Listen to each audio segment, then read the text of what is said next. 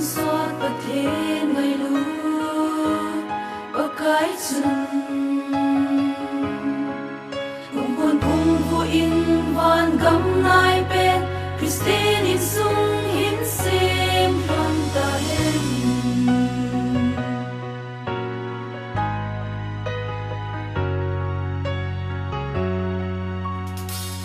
bậc cái mal som na chân nu it's so piteni ki khusli nahi ton sot pathe ngai lu pakai sun kung kon kung ku in van gam nai pe sin in sung hin sim ton ta hen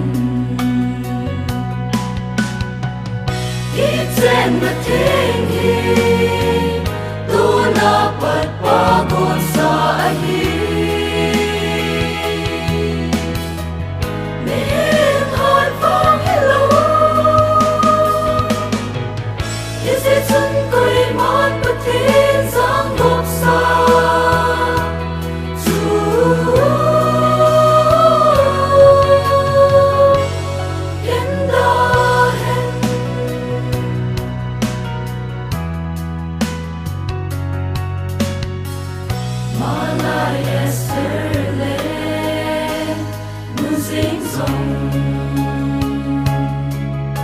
thiên hạ na song in sung hu do i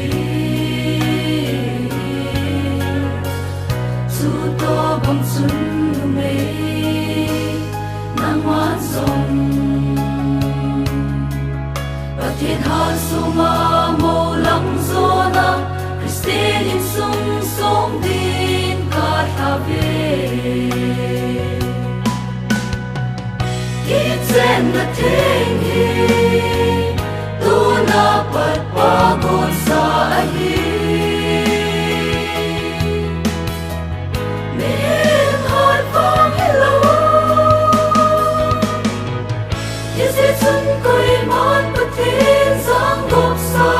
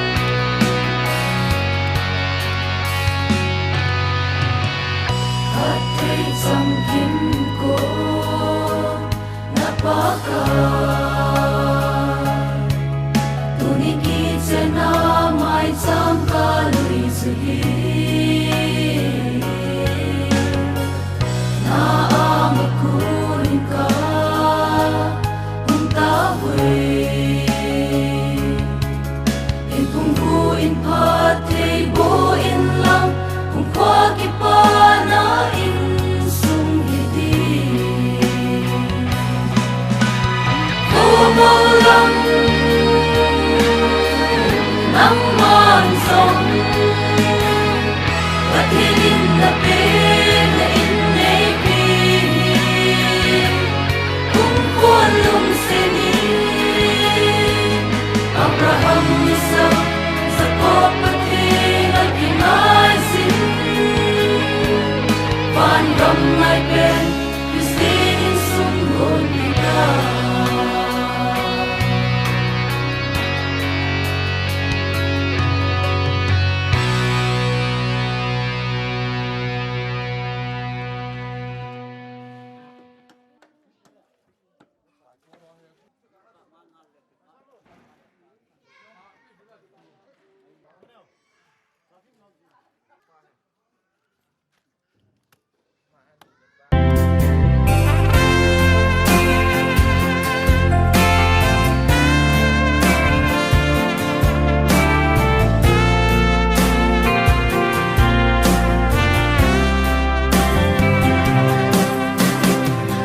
Patinin lung si at ipe chu Kinang ka in peta đam sung hin khô a sen ang koi di ga hin su ne na ko pathin mo bu na ei pen thang Christian in su sim vi so ka sia ang zuhite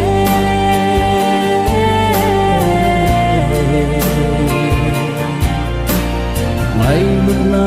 kan sing ka hinte kasange nang ring na kam cheng lung ha lang vi ang zuhite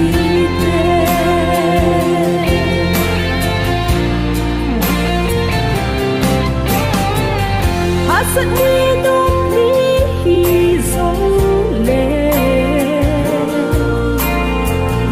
Ang adin pang det sing nang ye Nay sung lâu lâu zen in o lung de Lung ha lâu in pang zing na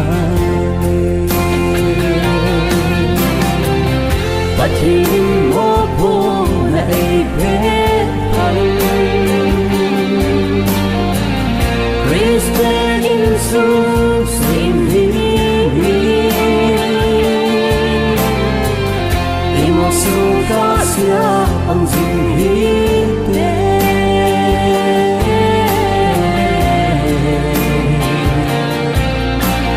May muna kan sing ka hinte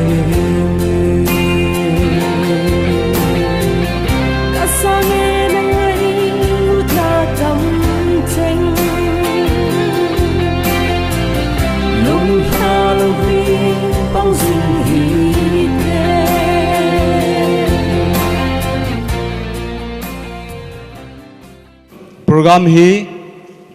amang ho mang thim ta program mang ding kan thim masain to hin iphat zo siu pathin ki thu pin changa izo thena dingin thangwa tauna mangding reven mangkholin presbyter district section kan ko ve Injing kapau thing dei ta me na phat the na to tu ni khu a na kin thing ka hin to naw na ha chapu hin chala ka kiman cha na dingo i kim nang mai a het pi a hi a na lung se na phat thei bo na to ka phat ho nei man chai sa dingo vin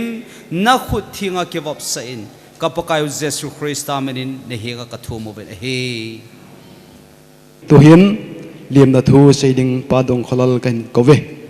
tu ni phana hitabang kin bol thei dinga pathenin ei lol hin thei sa za lovin ama sa penin pa pathen kathangwan hi chule ani channa tu na hung ki khom sa le hanga ulenaw man tam ta chule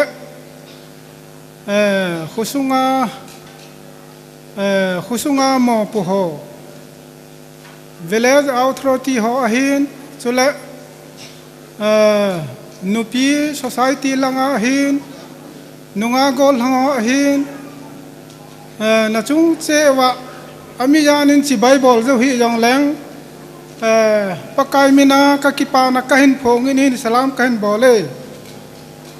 chule athum channa kahin sei nom kir khat chu tu ni kho man tam ta hichilai zol jam khosunga pakai mina mo pui golwa kin ki bol ho hi ka ki pa en chule acheng pa hau sapu le hau sapi chunga ka ki pa na avelin kan phong ki ni nei aje chu hitabang khosung ama zala gambe neo cha chule a khochaga ho chule aso pi ho kipana kin bol thei dinga gamle sian neo cha na to do thei ja in avel vela hausa pi la hausa pu chunga ke kipana sei chim logen kan phong in hi chule thu hin sei sau pong kating ani athum chan na in tuna kin bol te ni hi kon khat dingin itu ichau hin tin chule ke dinga wang chu a he yang umuhitin a hello yang umuhitin ke dinga katupa ti de hitan ai a hen mi he min tuna katu te ni chunga yong kakipana them khat ka phon no min mi he min min kho hi phat thum akinejin phat thum sunga hi ipien ni khat a hi in chula i hung sei le na ijinei mo pui gol wa i bol the hi ani chan na hi chula athum chan na chu hin kho ki chai chu aki chai na atop na chu a hitan tu ni kho hi ade de en ka ki pa en ulanau hung kal song ho jau se na chung wa ki pa vel vel ka ki pa en tu ni ulanau je le ve khusunga chule hobung khanglai te ho hi win hung kal song leo chun tu na hi i chang se a te se hon ngal chang jong achanga phalo ti banga chu nehi tin nehi jong lan koi ma cha achang se a phajo lo hi sa le lang ulanau so pi ulanau win e o ma e pachoi lo wa hele changa ki phajo poi ti chu ulanau ho ahong ki khom ho nu le pa chu le ulanau cha te nau te ibon chawa kahen phun hin tin chule ka chan chinu them khat keima isti them khat hin seleng tuna kin ki bol hi ke hi lang khat na sei dinga chun tuna ka tu te ni apa dinga he ke apa neu achai na chu ka hitan iti hi ye chun posal lang hom tho te kan hi ve tuna golwa bolte ni katu te ni yong he u chani se hi ki honen posal chu ka ki hom tho ve ti chu ka hen se hin chula abana kan se nom ki khat chu katu te ni hi masang lajin te se hon numei le bal ke ha na kiti tu wang atam zon posal le bal ke ha na kiti gam ta na hi phate cha lung na gel ding kan tim num na khat chu na nu na pan cha ni posal ni shan hen nung teng le na nu na pa ai lo la na so pi no na la na ho jo se sa sen na ai lo le lung thai lo na ti na hen bol lo ding ti hi avela se ding ni kho yong cha hi be se pon hi yong le tu na ka se lo le avel vela ka se na ding phat ta lo ji a chu tu na chom cha ka hen phun hin tin ka ki pa en sei ding tam ta cho om pon sei yong lang pung khat pung ni lang hung lu de hin ti he ye chon thu tam sei yong he tu la ya i sei khil tam ta jin sa nga chu chom cha ka hen sei na ho ya ka ya sei khil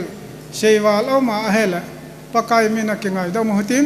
ke ma phat hi chan chui tan te ka ki pa e abana na chi kin utin hobung se phan na pathin cheung idinga hin chi phana hi hong bung phat zong ahin man pai ding hitan te ama bana anaki king masadingin minu mai cham lui do na nu ki ma khong sai nei pi ama na ki gong masadingin kan het sa ki ne pathin sei phat kan pe amasan hitobang phat pha eimu sao pathin thangwai nom hen lang tuni ni khuwa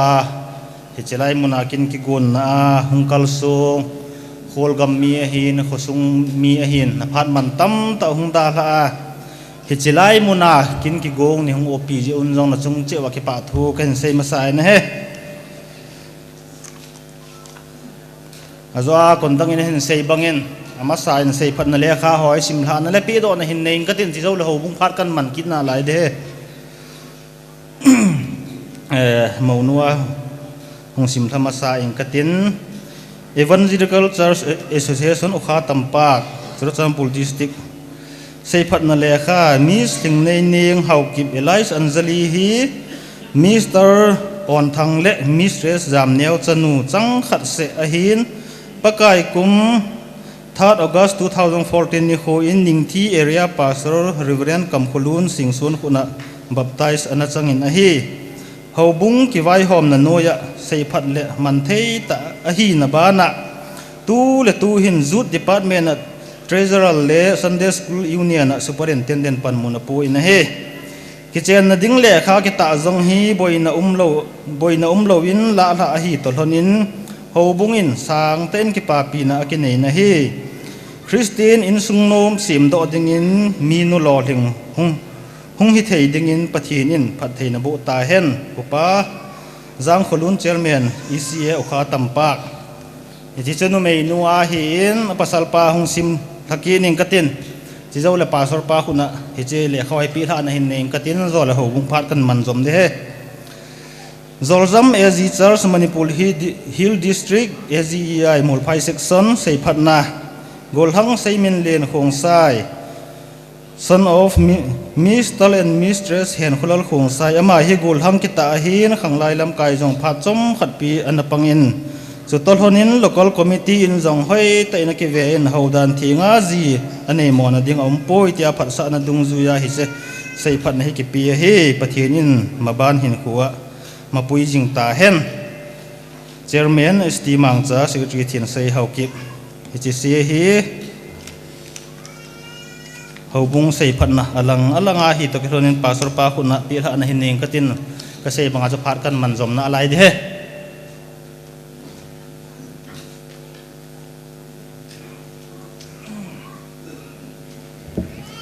abana ki pa ta chanunu isu pinu le icha papau isu pi pau amani hi leisi china lungpi dolen kilung sit na hin ho hin mang khomin kita ta hung nau te khona tu ni a he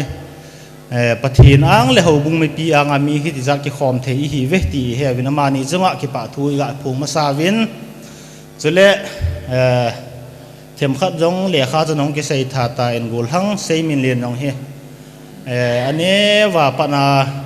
mi pha mi kita hin ko ki tup ta hin mang to jing hi in Sunday school union apana hi in pi lenga hung zo chana hi in hobung in hoi tanan ki ve in ama chunga hin a hiti deve a khati deve ti na ding hi ima umlo hin hi to banga hin khu hin mang tunya mo pa jong he ma chunga ki pa thu ga sei ki nin chule hi to bang kin lo pi bol do thei dinga chanu chapa hin kho kha anu le pa chunga jong ki pa thu ga thut kin hi hen lang hobungin ana ki chi pi dolin hito banga nu mei hi han lang pasal hi jong le hodan thinga ki hading ham zinei ding ham o ma hi le department ho to ki thu khomin department si to hobung ki thu khomin dang ka sang som ni pi ding in kana kinop tu naw to ki honin jiong ka hin bol pai ding hi in hi chi hi tu ni pha na athil alo a hi tam pi de ga dei kham ga ki pa na kham hi jong le hin khu thing ta hin manga hobung mit mu le pathin mit mu le mi pi mit mu a kitup ta hin khu a hin man naw ka ki pa pi naw vet sa na hobung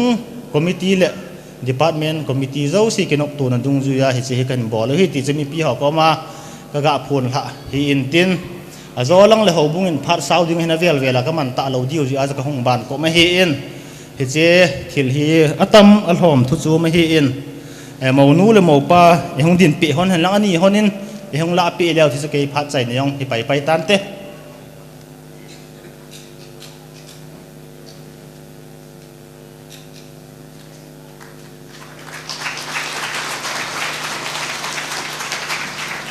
hậu bung phat ka man hiao chan chi tan te ka ki pa e phat mang pa afelin ki pa min to hin in sei bangin minu mai cham lui do na nu ki ma khung sain nei pi ama phat na peute kakipa in amasan kachate ni bang phat theina dinga mai cham luido theya ei koi amasan pa pathin thangwa in hen lang chule tuni ni khu a ministra e panpe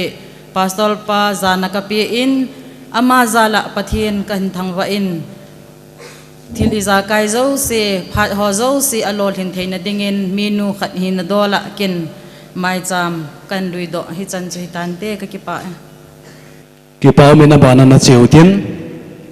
tua hi ki khut suina phat hung hi dinga hin he chi ki chai chai le wa choila le pa vui o pi na zo jam zut elai phung hi dinga hin na ho jong ki gong san na movin lang to hin ikin tim pu ding ki khut suina phat mang dingin ama ka hin ko ve bon sa vin jing ka pha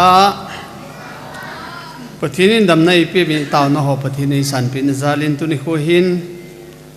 hilai hen khulal tenu pa pathinin lai gilga anapi chalen hau nei ho king nei thei ding le holy merit ki cheng thei dinga yom nau chunga ke ngai jong minister kin la thei ding kom zalin lo pina pathin chang hen lang amani hi athusim alasim ho hi ga sei ding le ga bol ai lo le umbe set lo mai the hin tuni kho hin ho lim na ding ai lo le ho bung thulam dolin jong ho bung te hon sei thei jan cho sei yun mo po na nei pen ho bung sung hin amao an chen masanga pa na hi mo po na nei chu ke ka hi adin mon ho hi ke ma ai hi hetawang chun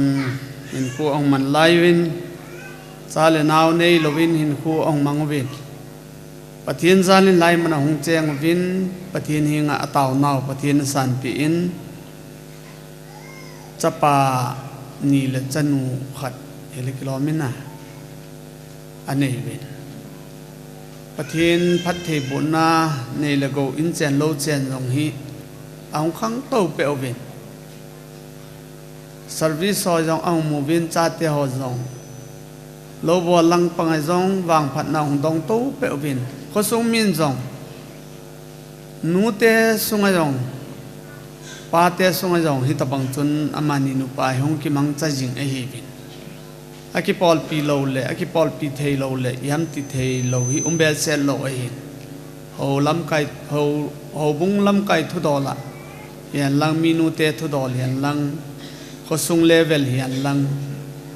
he boina lo hela hung chi to pe ai dan te hoi aki he in tu chan ge pathian phat thei bon le pathian wang bo na dong to pe vin acha te ni service ong nei vin e tabang chun aniau pa in tu hin ki chen na kin ang man thei ho hi ka ngai to le ki pa jong ka san mai chan nong ka sin pin wang phata nei nang ho in sung mi te hi zol zama cheng zo sila hin awang pa pol na hi diu ka ging chai ka ti ai e tabang chun ko sunga jong ki man cha na e kinep na khana na kini e hin dong zu yin pathin phat thei bo na hi adong to pe ve ti hi mo thei zalin e chekin ho hi ga mang hi ve ti akimu zalin ki pa thu ka se hin ten no le pa chunga gale tu lai hi in gale tolin ei suboi le hela lungmong sela in ko mang thei hi pathinin achate pi jingi ti imu chin naw khat jong ai na zalin e che hin itu teo khatu teo ho hi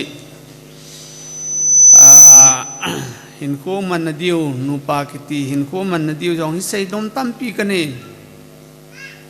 a sei ding le til kho na thu sei ding a got ka hi lo je in ki sei ki han lang mi got lo lang ki sei ki le ki sei thiam le hen lang jong la koi oi pa zat ka chan ki lo ding ai ji chun ka ki he thau ki nin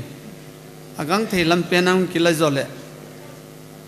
sei phat ki chang ron te ti hi ka gel ki nin ye chun cha te he ai hi naw ding tu te ho hi ai nan diu diu chun hi mai un tin pi ki sei yong le tu ni kho ki sei ho hi hala be set mai lo mai thi hi vin ki chen ni khu ki ti ho thi ni khu ki tia ki sei ho hi aung kal sun ho ading ki sei bo hi na ma ni ading phat chum na be set lo mai thi hi ti hi igin cha danu ga se hin tin ki chen na ki ti hi mi jau se nei the lo jong leo kel kho angai hin pathin christian khat hi ai le ki chen kin ho he lo the lo iman diu mong a hi dan te ho hi he in jesu christa le e ho e ki chen diu dan thu dol ho jong hi i hung su bulit naw khat hi a hi ti hi mu the no min hi ja chu tu ni hin ga sei tam be se le bible cha nong tam pi ga sima holim na phat tam pi hung su lut sang chon chamlam thei penin ki man cha na khat hong ki nei in tin i cha pau sei min lin jong hi hobung ser pan sei bangin khang lai song e chapang cha ni in serti in na pangin e che pan lai jong hin chapang cha khat anai na lai in ki phalam ta in hin khu ong mang to pe in service ong nei pha na hin pang jom thei talawin aum thu bo e ama nge jong jinei thei ding din mana ahong ma nunga mel hoi ta ahong ki mu te hoi bang hi ingai tu le pa chat ta hi ti hi mu thei no min chidong zui chun obung sari pan jong ni comment na ho jong asim ta in chidong zui chun amani ki chen na ding hin tuna pana hi koi mu chan alanga numei lang hilang pasal lang yan lang nunga golang lang yan lang koi mu cha amani chung thu dol hin ki chen na thu hin koi mu chan objection abol thelo dei tai ti hi kapong do ine chenakin mang ding hin azalwin maunu mau pa hin lainu le pa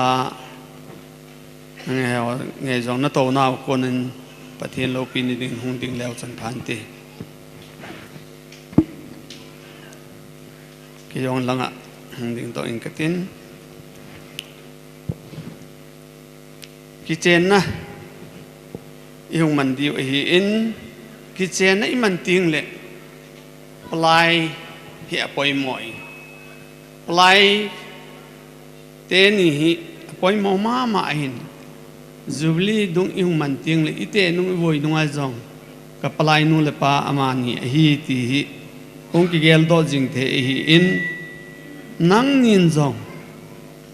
na pan mon hi mo mai amin mai min e go na hi ti lovin tao nó to thua in cái thêm lâu này dùng lệ cái thêm thế này thế này ngã chun pan nó sẽ tạo ra tiếng in pathian mina ikiti muhin tin thu đó na lai tên ni pasal pa hong dong musang katin lai pa ngul khulal lahin nang ngul khulal na loi pa 6 million hin hing nei ning hi hin khua ki chen pi dia angai lut mong a hinai tiana ta sana a het tu sa na pan hinam hinge ki pa omin apply nu a hile ling khonei a hi in nang ling khonei in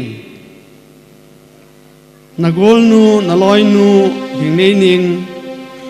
hi sei min lin hin khua akichen pidia ngai lut mong a hinai tia nta sana he tu sa nong pan hinam hinge pa min mo pa do na kaung nei ting a hin mo pa thu do nang nei katin nang sei min lenin na veilanga ding ling nei ning hi pathian dan thing banga na jinu ta bia nei dinga nangai lut hinam hinge sule adam lai ni amel hoi lai ni ahung beya ahung te sina ahung be sina aha sani chan gya ngay lo ki chen pi ding ana ki tep hinam henge ka kitime sule ama nu ding jing a hin ta sa ju ki ting tu ma veng bit ding ana ki tep hinam henge ka kitime ipa omin ki tep na pathinin het pi tin maunu do na kaung nei ki ding hi in nang hing nei ning na zilanga ding na pasal tabiang nangai lu hinam sule a lai ni mel hoi lai ni hung beya ahung te sina ahung ve sina ha san ni chan gya ngai lo ki chen pi ding an ki tep hinam hinge ka kitime sule ama pa ding jinga hi na ta sa ju ki ching tu ma veng bit ding an ki tep hinam hinge ka kitime pathinin na ki tep na het pi in tin sule tu hin nang ni mai ku pon nang ki ho di hin lai hung ding man mo pa in ka jinu ta be na hi tai ti bet sanin hi chi amai ku pon hi hung ho pil kan ka min pe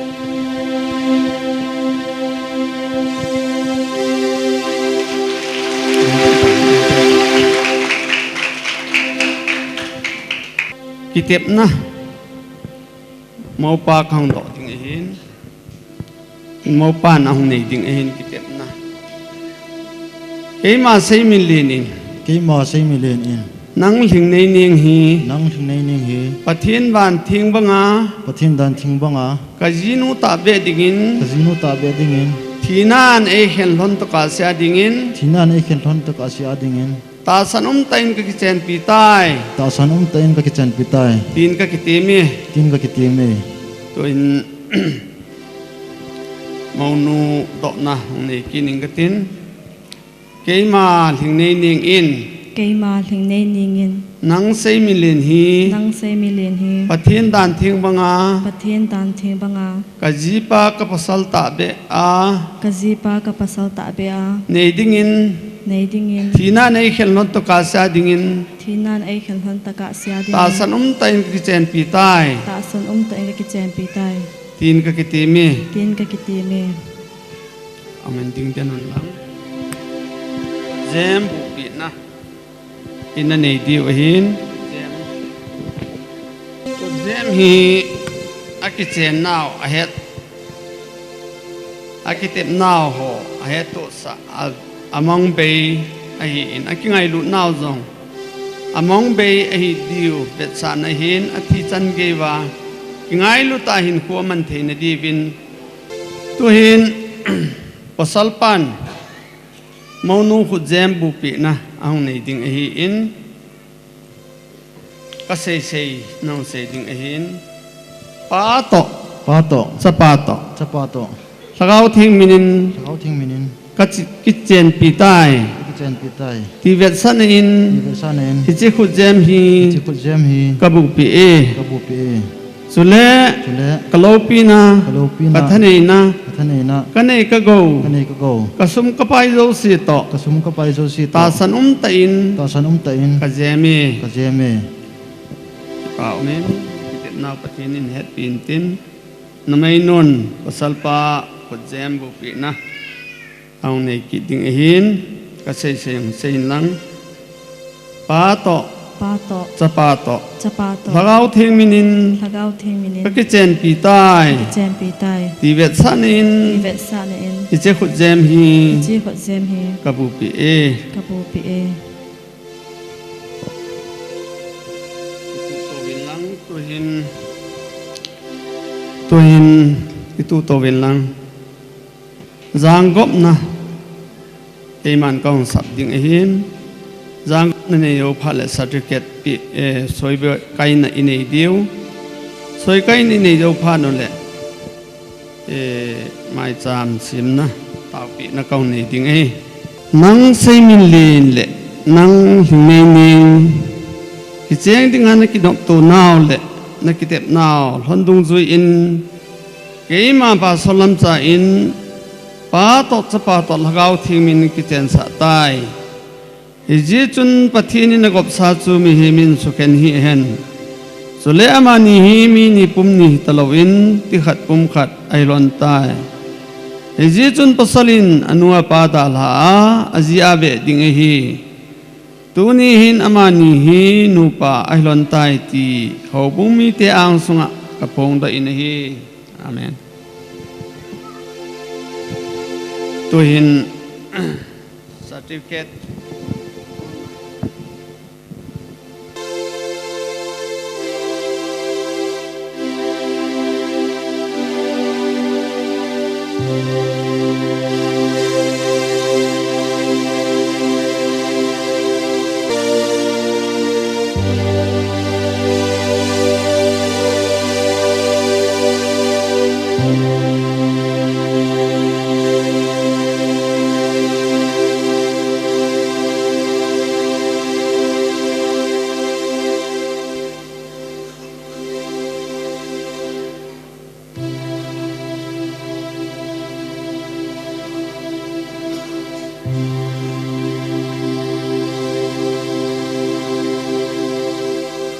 palai pa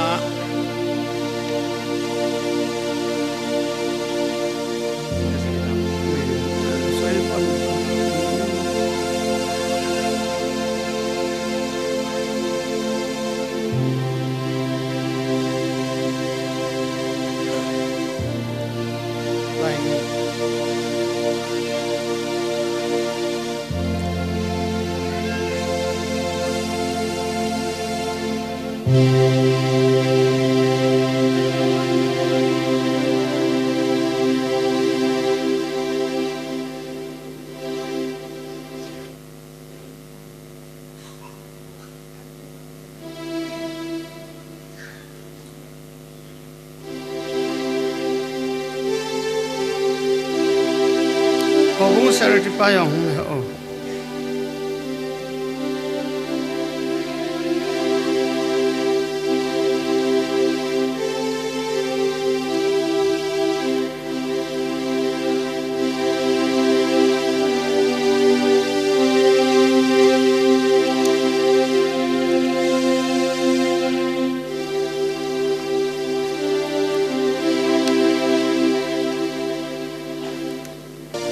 certificates in nang nengate Manipur Hill Assemblies of God East India. Register number 136 MSR 2001 under the MSR Act 1989. Administrative Office AG Complex Zoljam Sisipur 795128 Manipur. Holy Marriage Certificate Mr. Seimin Lin Khongsai, son of Hankolal Khongsai, and Miss Lingning Haukip, daughter of Onthang Haukip. While united in holy marriage on 6 December 2023 at Zoljam AG Church, and witness thereto groom Seimin Lin, bride Lingning, minister and Tilamcha, Molpai section writer. Baseman Mulkhalal Haukip, Basement King Khone, Hichanchu, Intin Kiman certificate, Idona, Ingate.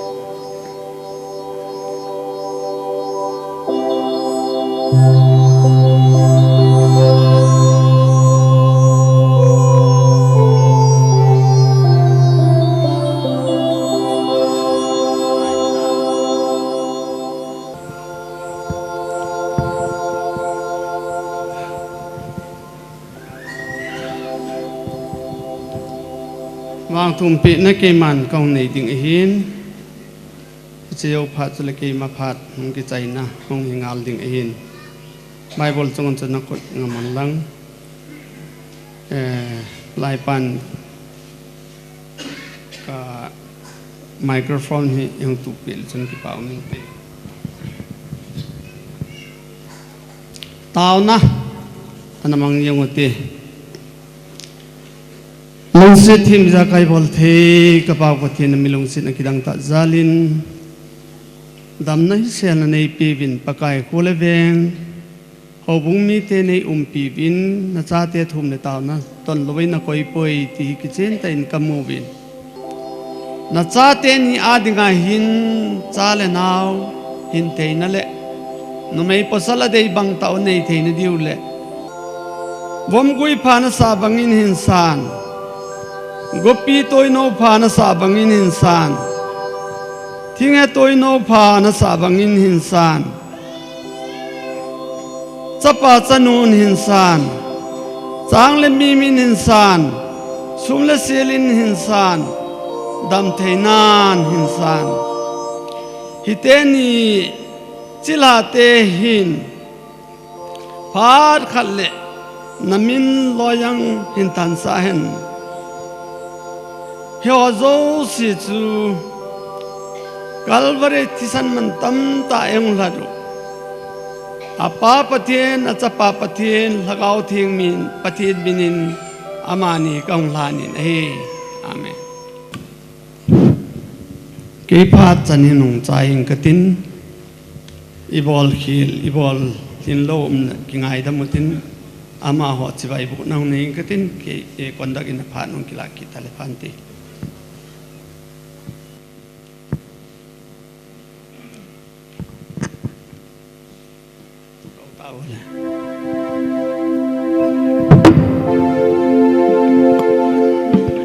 Tuhina bana dingin waye ho khosunga waye ho khanglai ho phat hongi dinga hin wa choila le pa vui o pi na phat hongi dinga hin ama ho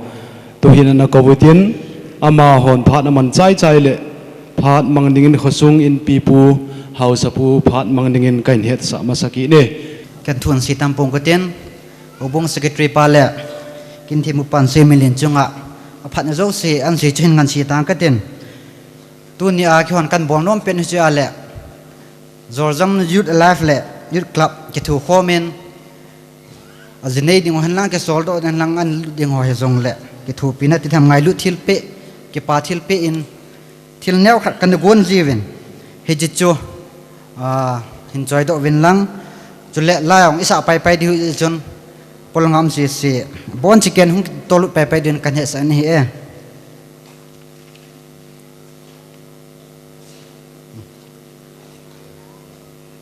hong ding do hen lang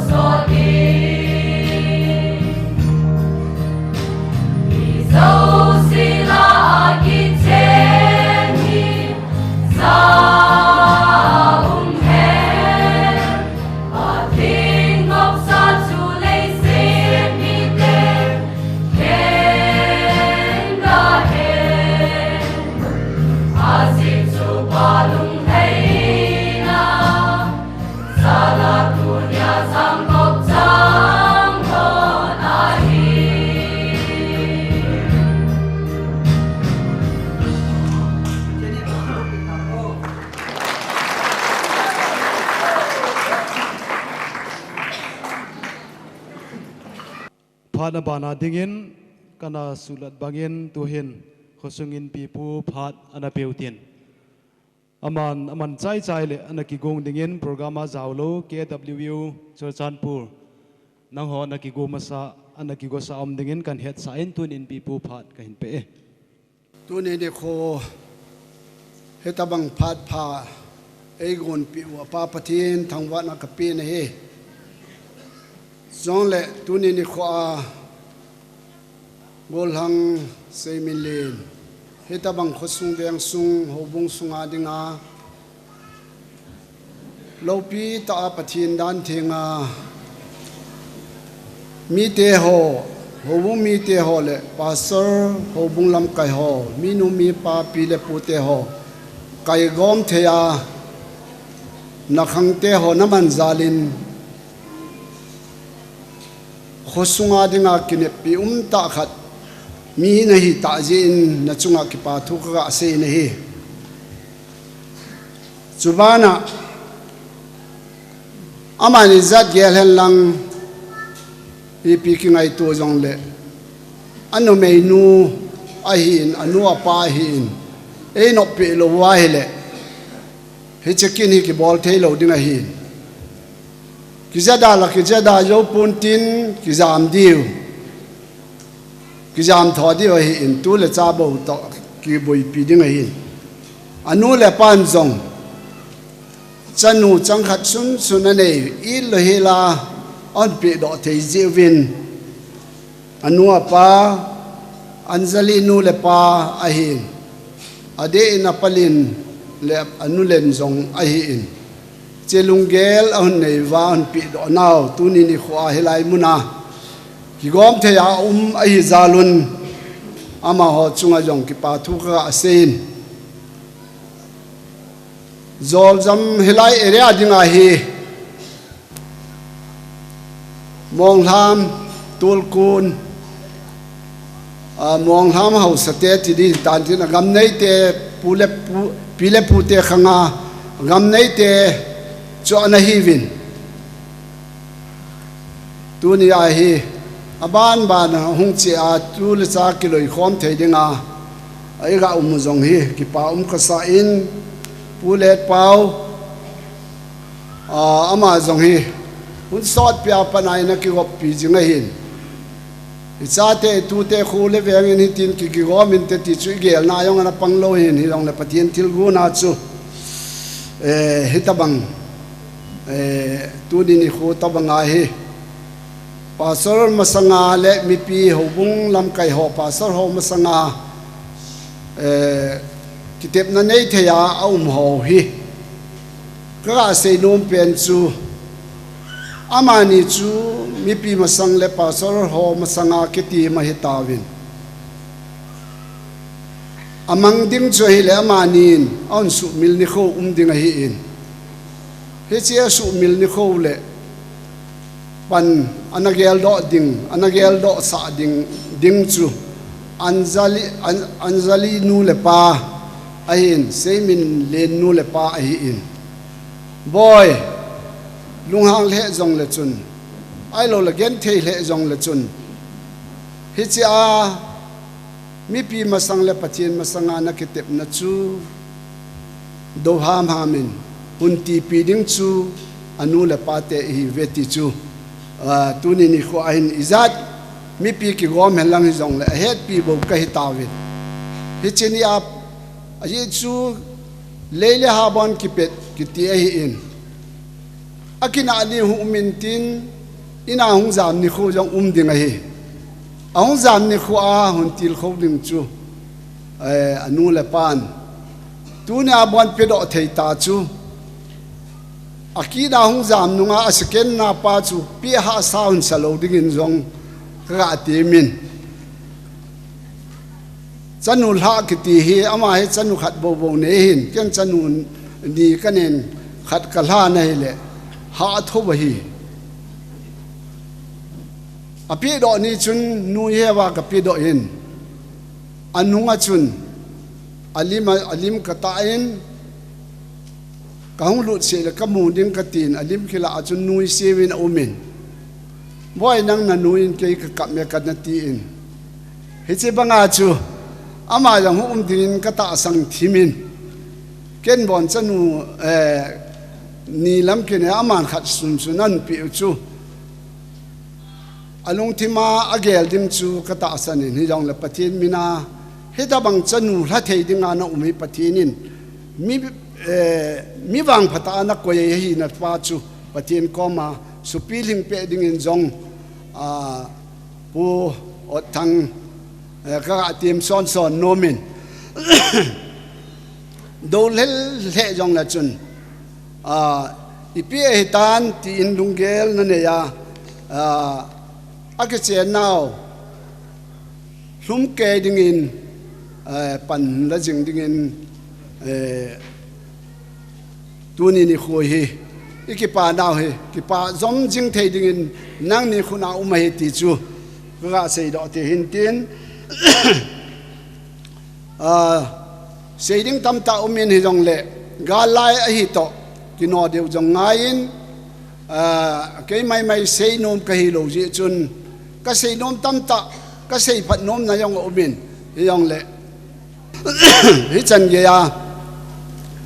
amanin jong panan lawa tunia na kitep naw hi anjali le seimin lin jong sumil lo be an lunghan niu jong le gu thimin pindan sungin ga kamun lang ga kitimun lang bi phat le he cha ka kitep na pa chu igel do kit ngai he ti chu gel jing dingin keima na puhi na dolin jong ka tim son sonin ye chun chule tuni ni khu a pa hen khol le nu kima amanin pathin ko ma ana taw naw hi chan ge ya hobung dan thinga cha ga gom thei dinga pathinin phat thei bu naw hi pathin ko ma ana taw na zalu chu hin te ati in au chawa manglu na hin semin linin thakat chenin sepai hong pang khom vin he che kidang ta khadahin mi mo chan lo hin a chan na jalwa hi amanin jong khole ve nga dinga jong missionary phata hong hi wa panon la jing theina diwin jong mi wang pa kai ti a chu kilet sa na hi lowa pathinin phathe ei bo na pa chu mi te gen thei chaga te adinga kine pi the hi ding jong ega tim son son vin amani u chahin se pa panwa aloma sapen chu homunga soma khat api do tomo hi alo hi che tabang chu ai zal chun wang phat na hi adon dim nong hi ti in ka gelin ye chun ka ki pa pi in apa yong hi na tong gun chu ma mi hi in to lam jo sia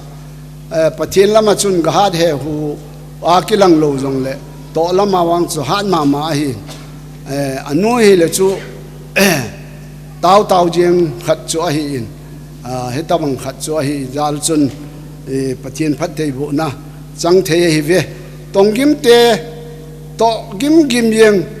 kiti chu pathin phat thei bu na chang hi ve ti ka mu in ye chun tu ni hin ke ma ko na pe ding i ma cha ka nei po ni jang la ki pa he ta bang kho chung veng sunga dinga kin lo pi ta mang the ana umuwa sile bonga lom thei hela kho sunga dinga ki thangat pi na hi jaluvin anua pa he ponus pi katin kanu hung helang ki pa na zala ponung silpi katin hi chu ka phat man na hi jeng in tin anu chu ya amta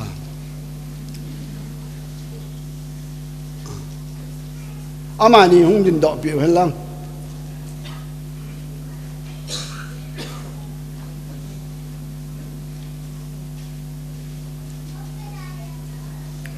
sil sa yang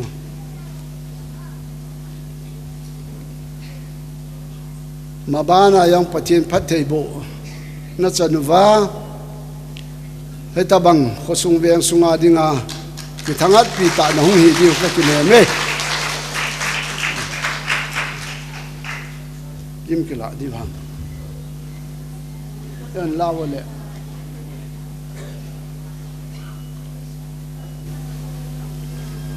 kay pha chan chui ta hai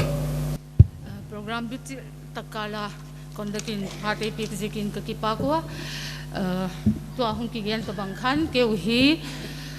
atung in Churchampur district tia itinum tapovin na district KWU kahiwan tunin sa pasay minlen le chanu Anjali haukip ama ho pathin dan thing thawang ki khutsui hi district nu te hi ka kipak mawa adik takin azik chu tunia mau nei ding nu hi nu ki ma hi koite block president a hi in apoi ma in aboi thei ma in adik takin si tak hun kaparak hun duty post akinein tugal umapatin ama hi chol him lo a hin tuni hin agim na hi hung nep de uding hi tunia mau fel tak ine hi tun district nu te hi ka kipa ko kakipao at sakna dingin committee secretary general secretary new to information secretary nu hung hella nu ki male hung hella limlang na hung nei ngal ke tin chu ka phatu ki mat na tin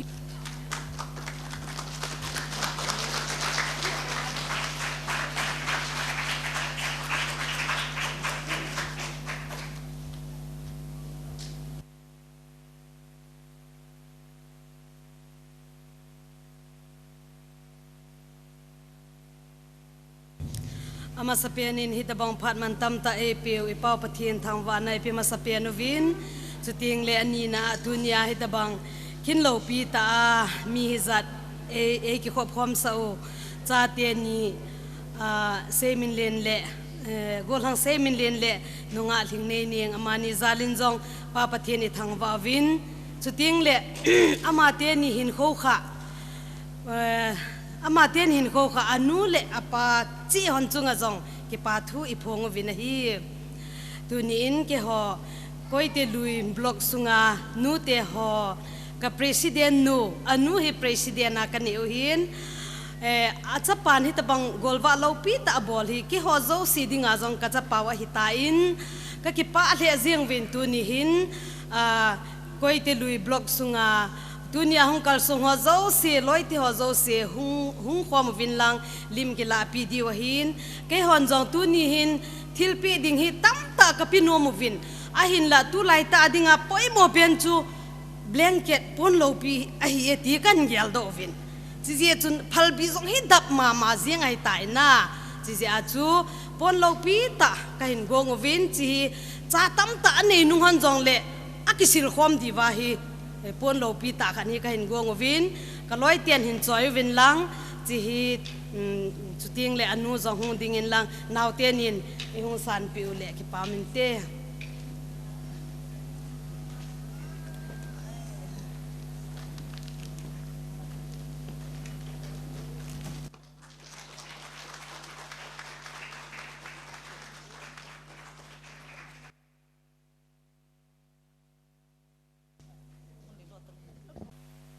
พัดกิปามตาเอเปียวัดจงนงประเทียนทางวันนมหันลังอามาสเปียนินกินเทียมปูฮิหันลังเมานูและเมาปานูและป้าเฮาสปูจานะก็เห็นเป็นมาสเปียนวินตูนินเกยหอเกดักเลียวยูจอลซัมยูนิตฮอนนาวเตนีเกยดิ่งกันนาวเตหอยเฮนี่ไอตีดิเห็นจ้าเตกติเทกติเทยปอนนาวเตนีเมริสบอลกิปาปีนานทิลเปเนียมจะก็เห็นปีนอมวินอาจว่าเห็นใส่โนบางจุนอนุฮีก้อยตะลุยบล็อกงากะกอมจะแกอยู่ว่ากะบอนจาวาดิงาประธานเห็นตัวเนียนเกยหัวน้ำมันเฮกิปาทิลเปก็เห็นปีนอมเจวักกะหงเดินดาวเห็นกะลอยนุนเห็นจอยตีเห็นเปียวิงกะติกะเปียใจเลยเกยหัวผัดกิใจเดตาย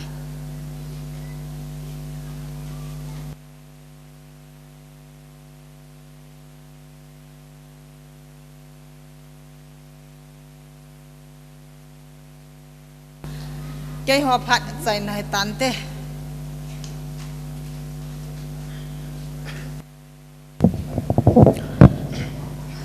เคยก็หงดินโลนะเฮเละ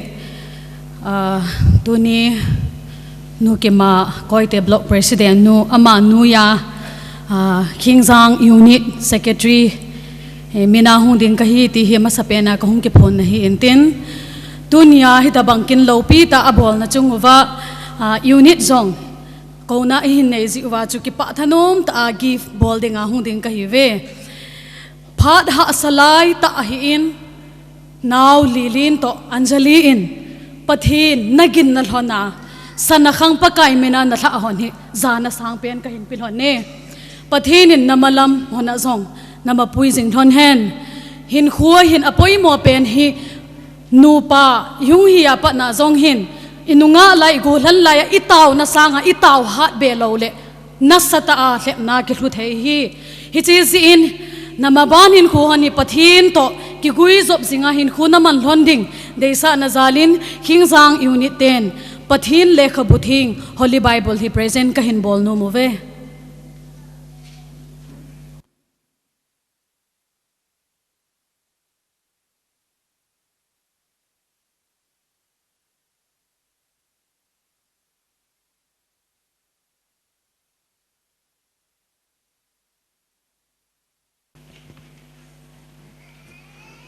district lama nu te ho na fel theima ma jeng vin gal lai zong gal mun a zong kila thei ki chen na zong kila thei nu ta ta na hi ve pa khai je kham ti dan de wele pa ta ta ti bangin nu ta ta na hi ve pathenin na bon chawin na thil pha bol pha then bu hen lang abana na cheu tin pu te phat hung hi dinga hin chalai hin se million puten apa puten phat hin man masat diu hin tin apa pute akichai phat le tuni a kin nei pa le len pute hong hi dinga hi chu na phat man ni daun hin tin chi phat hi akichai phat le wa choila nunga kima ki gosa nom dingin kan het sa e ki pa ta le len se min len gin chat lo lai ta medicine bol le ki pa amin kyo ka kyo to man thei mong ji po gal to tol to hi le kyo ma jan ha kun chun khulam a ki boi pan ki in ai yong le se ding chu tam nan te yong le apa pu te zala su khong din do hin ipi yong le kanu le ni ngin pu te pha na su ka ki ge lo le an ko ngai pan diu cha lo me ka ki ti win ka hiu le si lom lo ma tha kin la kin jo hi khan te ka ti ven abu bel le me bel lam chun pang zo te ka ki ti ven e chu cha tam ta ni hona ma ni yong pathian phat the bu chan hon ding in tin hungon do nan ni yo ni niang jo hungon lang de lin te ni ngel pi diu he acha te o to me bel to bu bela ni diu he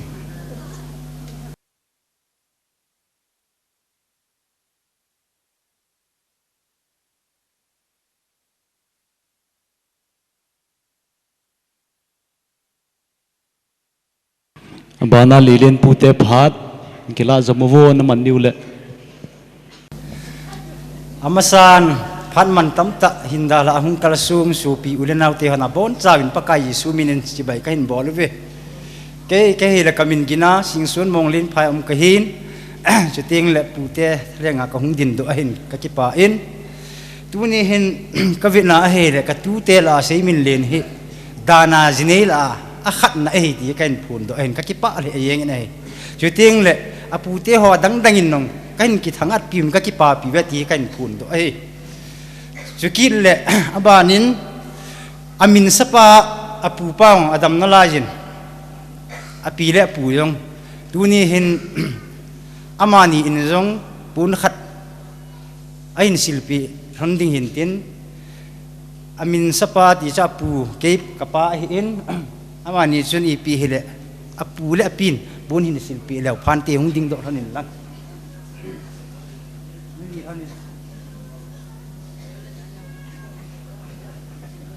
ta tu te ni yong ding thanin lang na pi le na pun nen silpi di we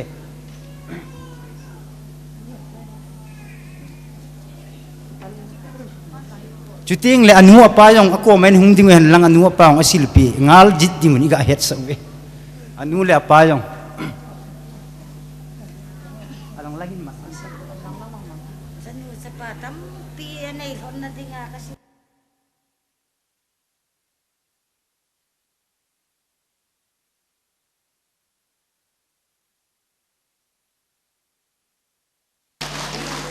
tu hin anu apa hin silpi ngal kil hon la phanti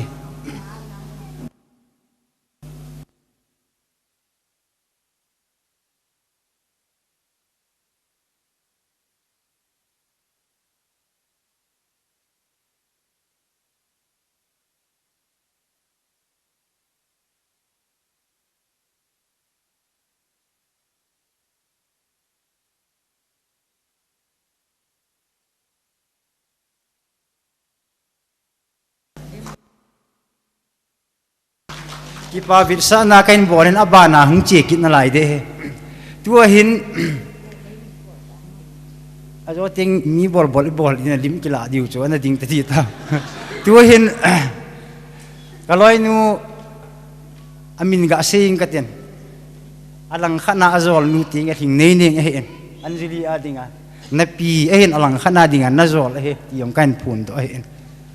kaloi nu in pikim to hung lan lang ber sa chin cha hnu chi ama nyong pathin za la sa na hin nei ba gul wa hin bol ting la man cha divin berlin khat hin pe ving kate jiting le a chai na ting le lim kilai ti vin pu te ho an ki goding che he le khung za hau sa pu kapa mang hi in jiting le ka hel te ni hin ki go vin lang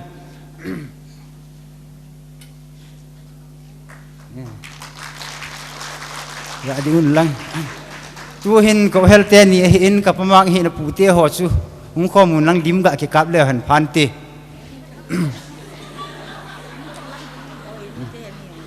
ha hoi nu te ni rang le te ni ho pu te ho ju si chu nom le hung ding to jing wa ko ngai le bin lim ga ki ka mu te ros kim te ni la rang le te ni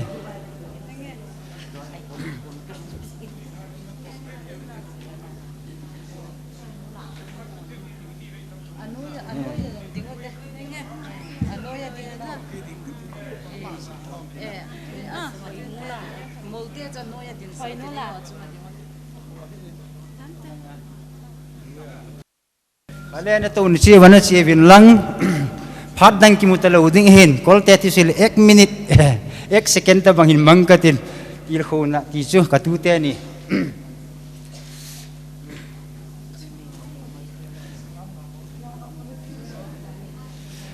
tu ni ka tu pa sei min len hi anu hi ke ka sang ani na nu chapa hi ti on chu kain phun do hi en chu ting le ka tu te ni heading khat chu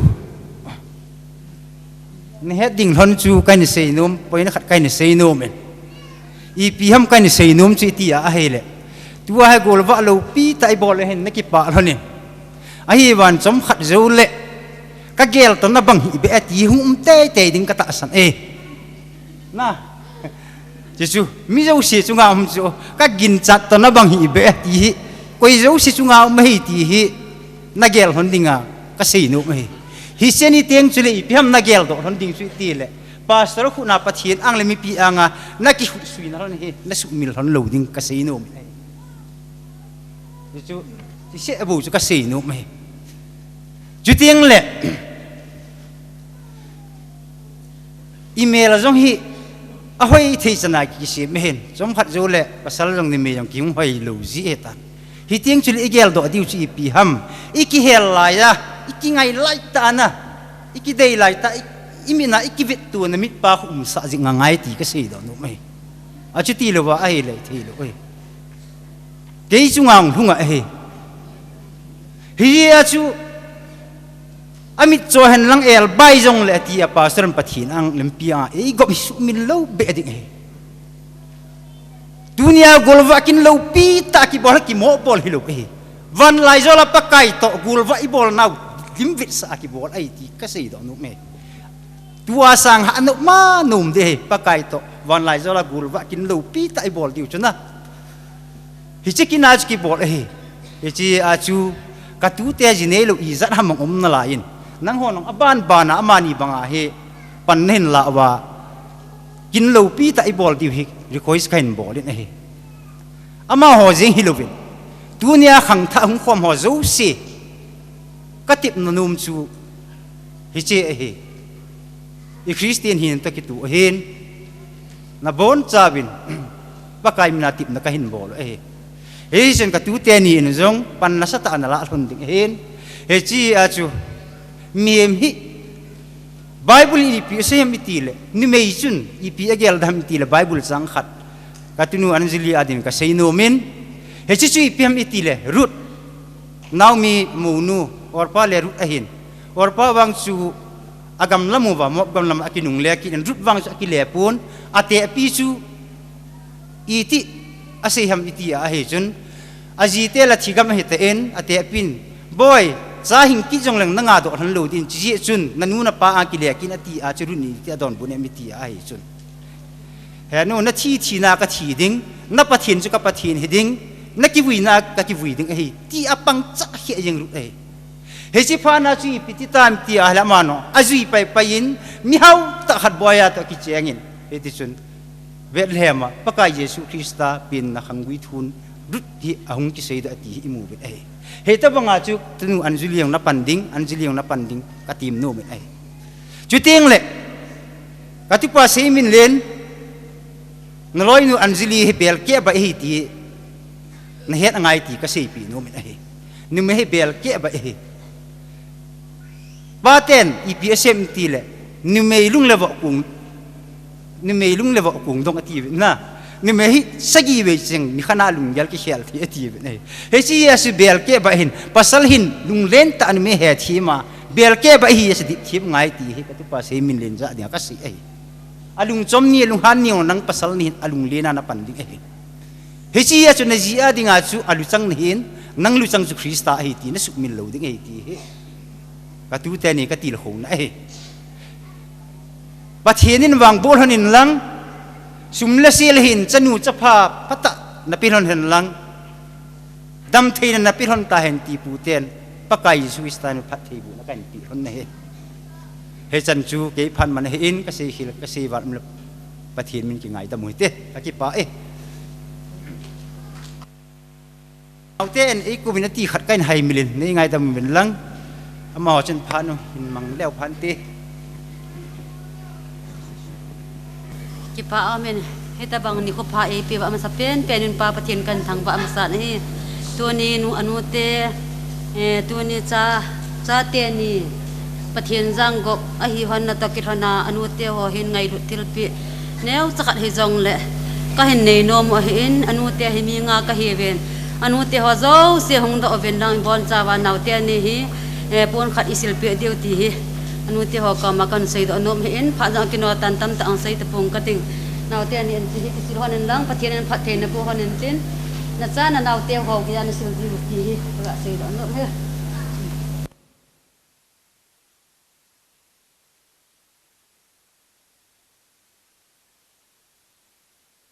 boy nong lo hang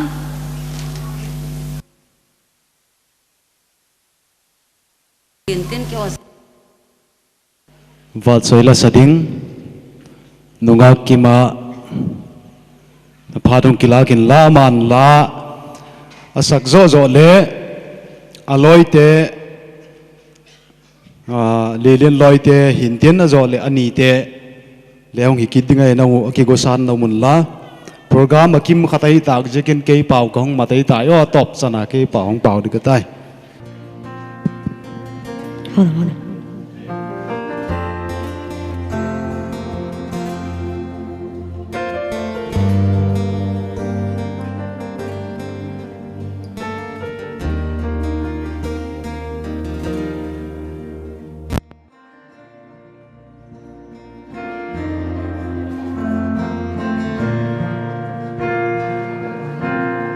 cho kênh Ghiền Mì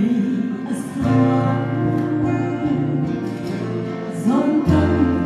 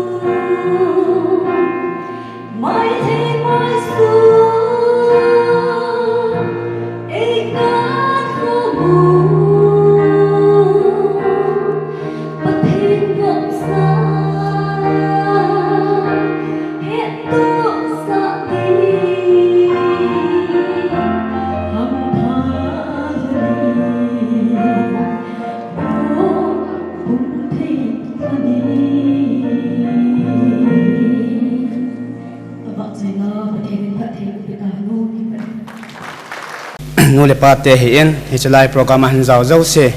kaza nau salam kahin pin he tu ni khu hin kaloi pau le lien sana khang hla na a program han zau thia em zewin pathin i thang wa win ke mo ho khusunga sian gul ngai chengin zong ama sana khang hla na ke pau ve ti ve san an presentation kha kan nei no men hi chu kaloi hon soi win tin ama ni hindi ama hon hinding do vintin presentation hin nei ka tivin simha na khat ve hin nei ka te ki pa thil pe pathin lung de le chun le zo de lam a ho dan thinga sana khang thado a christian in sung nom sim the dinga nom ta ji in na sian gul ngai cheng in ka hin ke pa pi ve mi pa lo hing le christian in sung nom sim do ding in pathin in pathen na bu hen the 6th December 2023 presented by Shangul Ngai Cheng. Jihe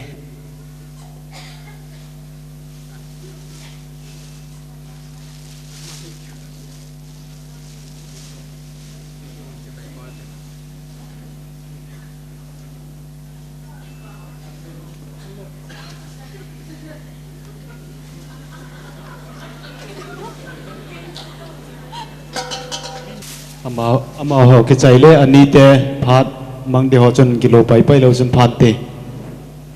cái dòng phát dòng khát cầm mang nôm men lê lên lôi họ cái giờ lôi họ tịp ra cho cái họ căng ngang là như khát dòng đợi giờ cho dòng khát buồn lăng hà gần ngã hiện cái lê lên to lôi phát thằng spray bằng khom cái en cái họ muốn chôm mà com gì bên gang chalin dòng cái họ mất thì bộ bên gam chôm mà posting cái gì bên gì chun cái họ dòng lôi pa cái họ là đi ngã marriage ball mà sắp bên này gì en ai chỉ chun cái họ dòng cái pa thil neo khát cái bên ôm bên ai chỉ cho phát cái lại in lôi hồn thil chun join tin phát dòng tam tạ dòng lần lâu in present in ball play những cái vậy mà nên không tin đó bị anh tin ai chỉ mình tôi khát về sim lại này cái thế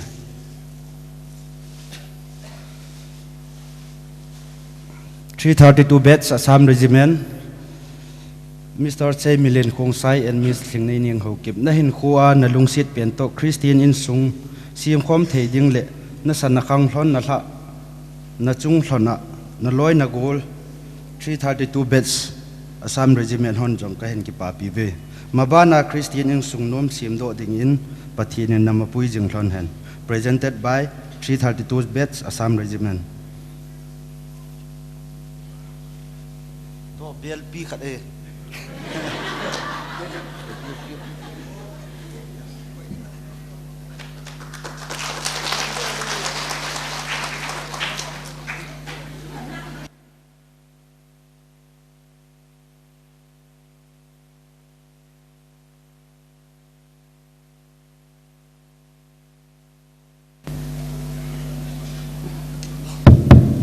kipa min tuni ni khua hong kalsuanga gol le pai ulen naw nu le pa pi le puna bon chaben ka ngai lo na salam khan bol hi kasu pi pa hi ani chan hin sei min lun za sei min len ama hi pusal apien pi khat se hin la ke apa hi ke noi chana ke ni akisang ka he honin apa he to kan yau lai honin gol khat bangin aman a loi pa bang e gelin kin jong ka gol nu bang kan gel mi hon a piang kop ta bang e gel honin ke ni uchai anga ya ka ki ngai lu hon a hin kin jong kan nu mei lam hin ko hello leven ama kan nu nga ka gol han chan ge honin gol khat ki ba ma kan ki ba pi hi ala kanaw tel a jong mang lun pa hi ka ngai lu ti senin hi ti ka ase do hin tin tiang le kanau te ni mang lun nu le pa jong ka pa chama ma jengin amani no hechan ge amani phat na le amani si na zala kanau te ka so pi sei min lin hechan ge ya he gol ba lo pi ta gol la pa het the ya ane hi in chi zalin jong avelin pathin ka thang ba na hi tunin jong ani te ho he tam jo gong thei ta po win hesu ken gam sung ha sat da boy zin hi zong le pathin lam chang ei pi bin boy lo hel akin lo pi ta chai thei te im jim na ben pathin ka thang ban hi ani te ho in thil tam pi ka pinu mun ki pa thu jong ka sei nom su ken la phat na ki bisil ta azin na ki no ta azin ani te ani chong le ani bi hong han lang ki pa ve sa anan bel sa khan pim ki ho pha cha chai na hong hitan te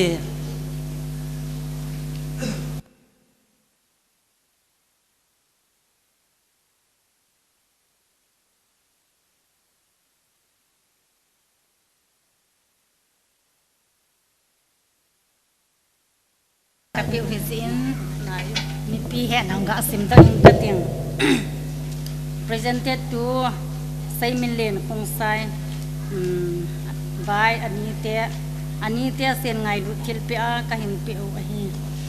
Anite se tile Anite hi mi sagi mi ge mi ko ka hi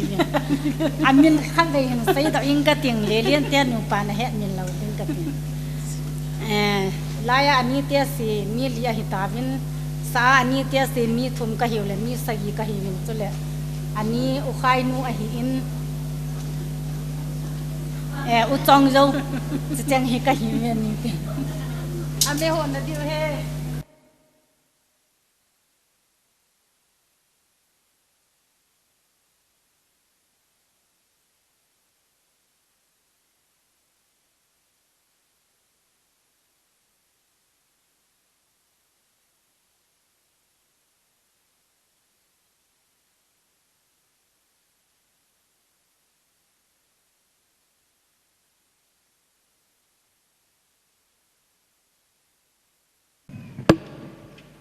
kipa ko ma banan na chi ki ti tinun tu hin zolzam sap chum sunga department chum chuma te ho phat hung ping katin amao ki chai chai le district te phat hung kit ngal dingai ti chu tu hin zolzam sap chum sunga department te ho nangu nakit hak dan dan hi mai na phat ka hun pe lo hin tin le dan lo hiat sakir jengun la abana na chi tunun to hi district lama pada department sum sum te nangu ki gon dan dan hin tin phat ka hun pe ki te phat phai mu sa upathian lo pin chang han lang tu ni Mr. Simon Lane a hin thing nei ning amani ki chen na dinga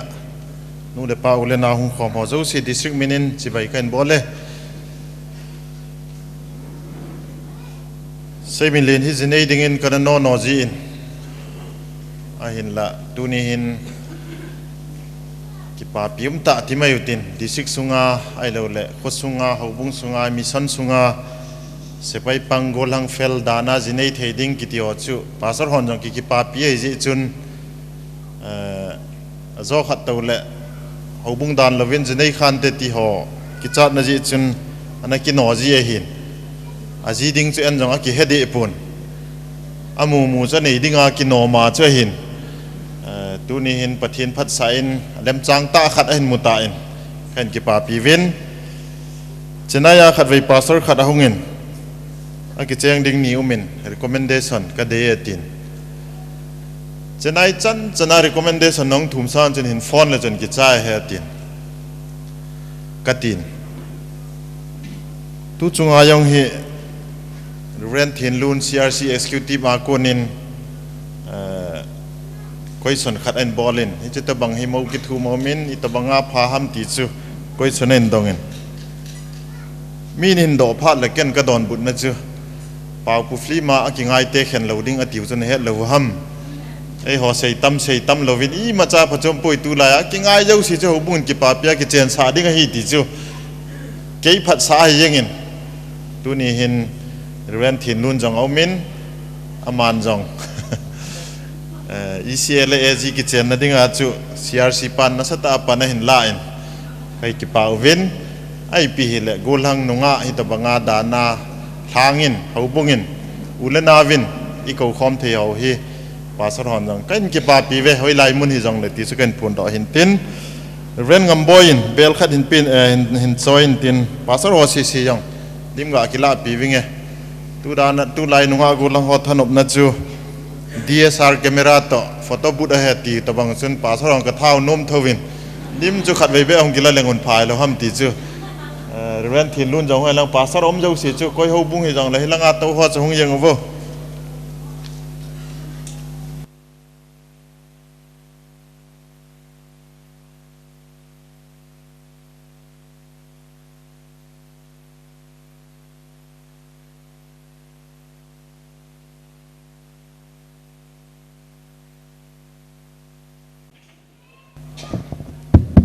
amasapenin mi tam ta chang no ma chang theilo tunia adia chapa le chanu chunga hitabanga lolhen na sang ta ang thun ji hin hobung ki vai hom na dola adi and women department hon jong ka ki pa pi naw sang ta ka hin phong do vina hi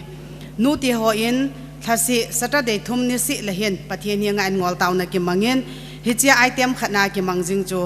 adia mission sunga cha te ho nunga gol ho in dan thinga zinei na ding longgel ji na sata agyal kho na diu ti hi tauna ki nei jing hi to lonin tauna lol hin na khat zonga hi ji in ka ki pa di ovin chu zong le adi en tu ni hin adi en nu ki ma hi en women department na dinga tauna hian lang i pyong le activities zo mai pan la jing hi to lonin tu ni a cha te ni adi a mo novin ai he thiama anu hin na sata hin to so ding jong hin nu te ho ka kinep na o hin na lai ti cho ka ga phon do hi han lang ka loi ho hong ovin ten ka ki pau vi ti ve san na in thil pi khan hin nei wing ka ting chi cho ki ho pha da chai nong hi de ta en pathian malam hin kho a zong ati en tu ni a lol hin na nei te in sung pathian ma pui han lang wang bu na tam ta to amawa e ma pui jing ta hwan ti cho ka de sa naw kain phon do hi e ka ki pau ve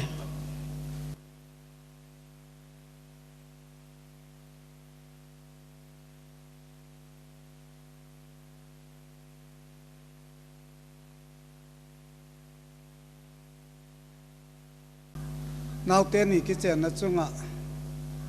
ki pa na zalin district missionary board hon jam bel nel cha hi yong la ki pa na zalin in pe wing ka tin pathen in hamjang bo hin ta han no loi pa hung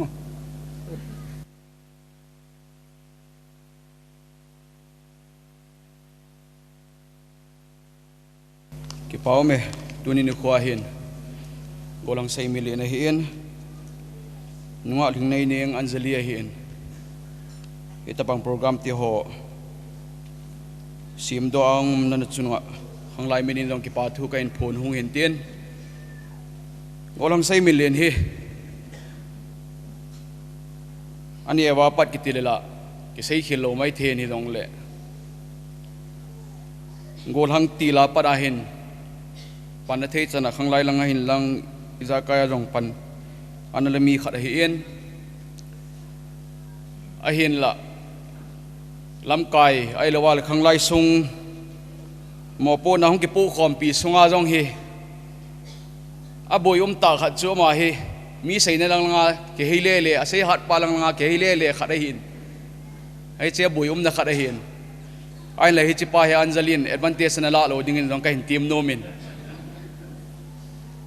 izo khale advantage na la hen lang ele anaki kai kai hoi langam khana kai mang jong le ain ko tia dinga ja gen the na ki be dinga hi zia chu advantage na la lo ding kai team no min district khang la ya dinga long na sa te in sum le pa hian lang ain sum mi family ho jong jing in jong ama ti ta lo wa in sum mi hon jong na sa ta panala na mi khat hi zia wa chu tunin ni khwa hitabanga Christian marriage program ti ho en gun na chung wa hin khangla hon jong kain ki pa pi ve ti be sana pi nom kan e win amani jong hung ding thon en tien ka lo ho jong hung win tien thil pe kain nei wa ka phadu hung ki chai jing ding a hi ka lo hong sunga chu mi zo sin igelu khat igel khil na wa pangjing khat chong mawa ki puya le mi phate te ding chamkim te te ding perfect te te ding ti ai ni gel na ong tam ta om he adia tunin ni khwahin semilin insumi langa nu le pa ho le family ho langa kain tep na nom che le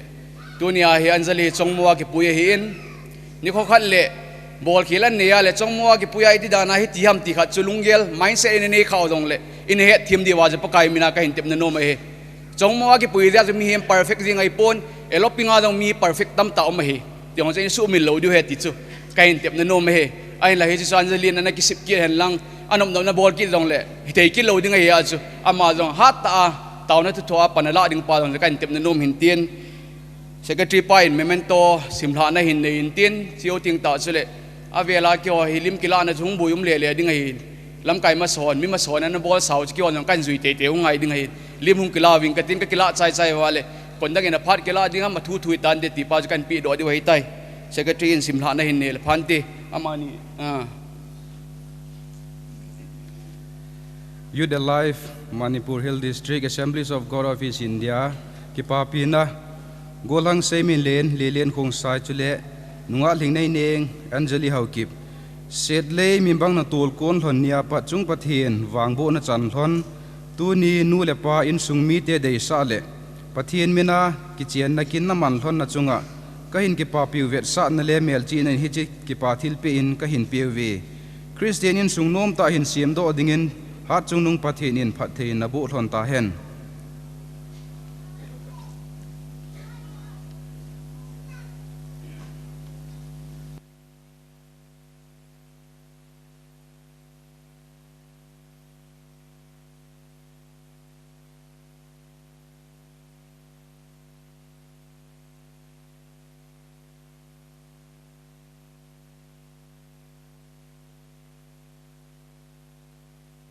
nangak la ki vinai lung thimwa hi sil sa he hun lim dingo hun lim po dingo ti ngo ni tamai e ya dan lei pot ta kule kinui san lo helin ne tinun to hin wa choi la seimin thang bai te kitena mai the lom e nai na hi le mo ki pau me to na man pha dong ki lang gen ten man pha ta man chai chai le in nei te phat hong hi dinga e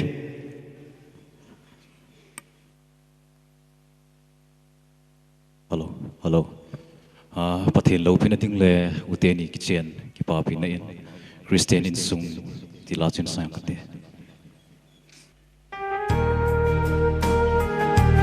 Hello.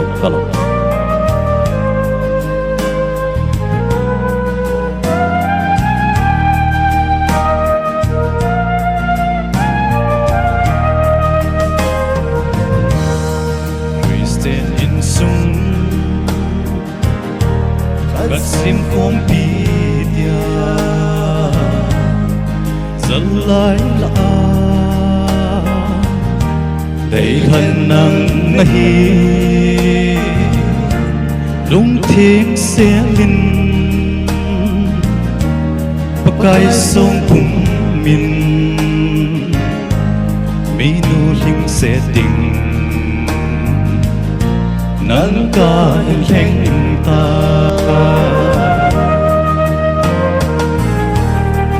lung city ta anay lan ahile numay lung lo ta lo kahi hen lang limbang kahin bel tai ay ngai lu bên na chung lệ zo khela kahin be it song lom khat se do ding kinem ta in kahin be le go nei lung se nin ngày lút na in ai can khom ding hen lung se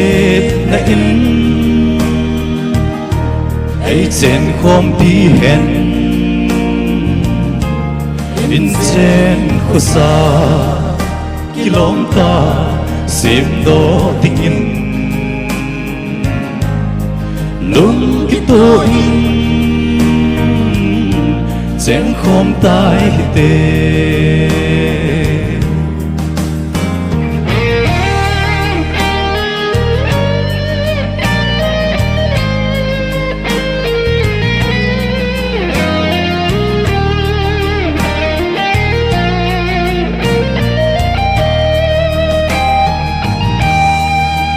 sat ni kho la sam ni kho te nei he thi min nei la mon zin ki pa ni kho nei ki pa pin lang nei til kho si ding kine min ka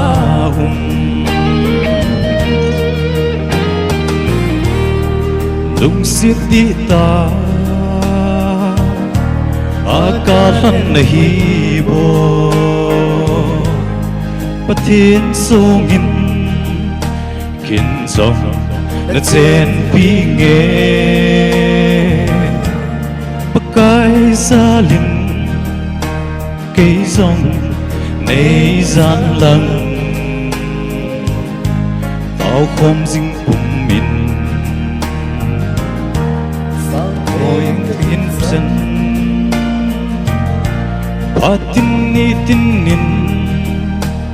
ki he thêm dinh hi tin tao khom dinh cùng mình băng khom hi tê ngày lút na in ai can khom ding hen lung se na in ai chen khom pi hen in chen khosa kilom ta sim do ding in lung ki to in chen khom tai hi te lung ki to in seng khom tai hi te pathin in thu pati bu ta ki ba mai ki pa ma jeng in a thiam ma jeng hi pathin in thak takin mal som en la in nei te kin nei te a hi wa in sung mi te pha ta hi a amau pha ta na pe te nun amau pha ta man zo le ki pa thu sei na upail thanga ama hunung ingal dingai tuni ni khu ki pam in azi chu zan ha chu vet na hal gu hi zu ding an amen zan gumalang phinin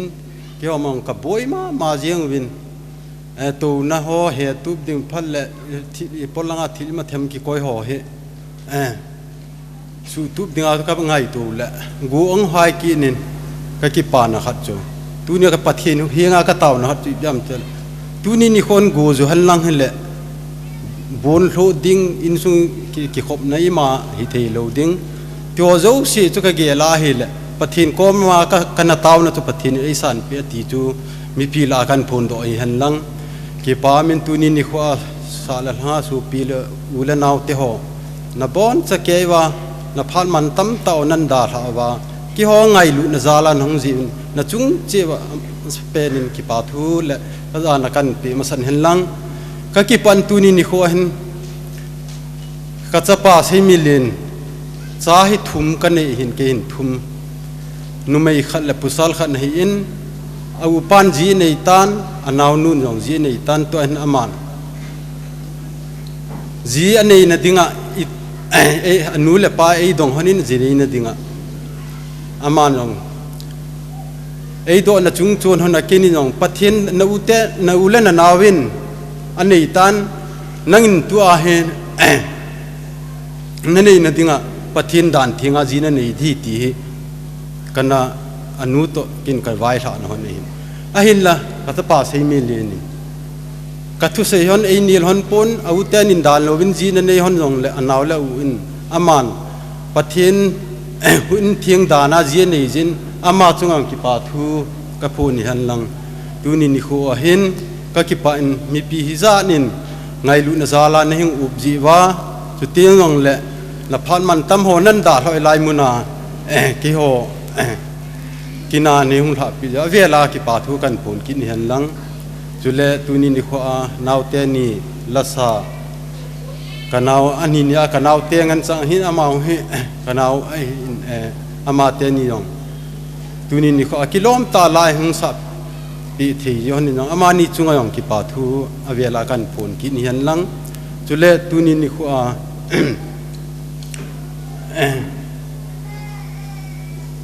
kin ki pa thil pi ti da kin bolding khat kanin ti ho chu anun ki la an aman bol le phan te ka chapa sei min len kina ngai lu na nei ta hong la nu le pa khosa kholang ai lo le ho bung mi te ho lam kai za ta a he lo le mi poi mo ta tampi i hong ki khop thei ho zalen ama sapenin ahong ho zo se nabon chawin chi bai kan bol zo lo di ji in nabon chawin chi bai bol nan khut ji lam kan phalin nabon chaw chunga pakai minin ki pa thu ka hin phon hi han lang chule tuni ni kho hin ki pa ka sama ma jingin hita bangkin hi azo en jong apa na sein ka bol do hi dem ti hi ka lunga hi kana gel jing a hi in pathin lungsi na zalin pastor panjang na saitan achi sa phat lain chala nawal hasam ta en gen thei ta in hin kho anaki mangen pathinin chapa ni le numei khat e na pe in a u a hi in anaw a hi in hodan thiang lovin amani kilunggel ha in zinei na ananei thon ta in ahin la ama he amilai a hi in ama ko ma kana sei hon banga heta banga he hita bangkin te ho he ga man pi ho hi ken jong ka ki pa thu avela apa na se hi jong le mi pi masanga ka ga sei ki ni han lang tu ni hin ade in tu ni akin thiem pu a e pan pi o pastor pa ama zong aphat phat te cha lu theya a zalin ama zalin jong pathin ka thang va in ama jong zana sang pen ka hin pi hian lang chule tuni ni khu a anjali ning boy anu te ho aman anu le pa chunga jong pakai mina ki pa thu ka phongin pathinin aneu lai sung se a amani koldingin anakoyen ahung pil hin pha na ke ya dinga eigun pi zi in hitabang hin sema pathin chunga jong ki pa thu ka sein anewa hin sinsa anu le pa chunga jong ki pa thu ka phon hian lang anu te ho asopi ahung ho zo si chunga yang pakai mina ke pa thu kaga phonge ti chu to kaga sei do nom han lang chule tu ni ni khu a za ta lam kai ho zong ahung in hi chu ho zo si yang hi ka vet na ai le ki pa ka sa in chima banin jong ka to khompi KW district lang hian lang chule block lang hian lang unit ho zo si hi jong le abon chawa hitabang kinni a kaloi ka paite hon ihung tha pe owa ama hota sakeu hung halowa thil mantam ta thil pe nasata ta enjoy pi te ho zalin jong ama hozo si zalin jong pakai mina ki pa thu kaga phon kin hi han lang chule pute apa pute a hi in chule saimin len pute ke ya dinga kanung sangte a hi in tuni in ama hozo si in jong ki ho to kanungwa ei to pi thei zalwen kapute ho chungin jong pakai mina ki pa thu ka phongin tuni hin ka ki pa ma zengin kalung jong among ma zengin kapute ho apa pute a hi in chuting le ke dinga kanung sangte saimin len apute a hi in hito banga ama hon jong ega to pi over lungkitu ta kapute ho jong ihung la pi zalun jong ama ho chunga avel vela ki pa thu kaga phon kin hi han lang chuting le sa le hanga hung ho zo si ho chunga jong pakai mina ki pa thu a chaina kaga sei hin tin tuni ni khu ahin sei lo tam ta dingin kata asanin kaloi ka pai chung han lang a hi lo le pastol ho han lang a hi lo le hobung lam kai ho jong le ka sei lo au ma a hi jong le a sei banga e na gel diwa kaga tem nom hin tin azi chu keini hi holim hi kathiam lon pon tileng sei masat ding sei nu kha ding ti ho jong he aki he thei be ji po in hi jong le he thei khama cho sei kan sei lon a hi in hi ji chun apan hong holim tan ken jong chom cha kaga be lap na chu hi chan chu hong hin tin tu na hin ki pa thil pe them khat kapi kabol no movin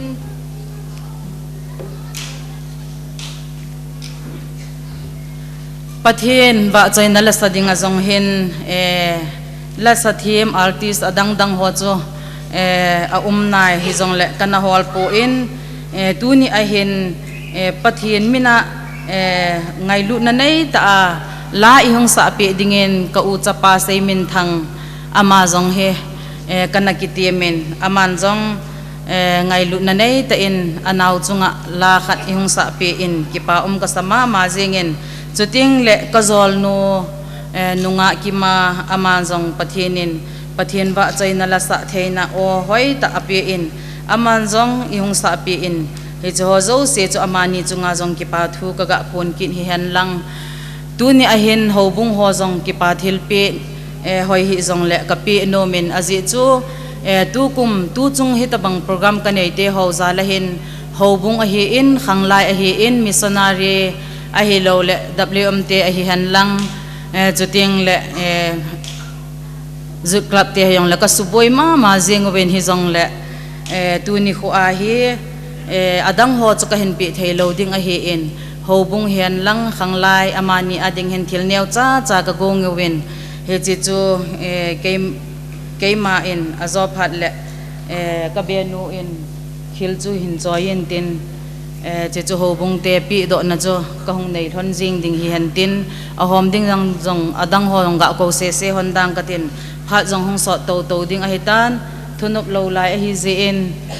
ka benun hin join tin hobung chairman pa in hobung mina kong khat i hong san pe ule phan te sei min len mina hobung ten anaki chin dinga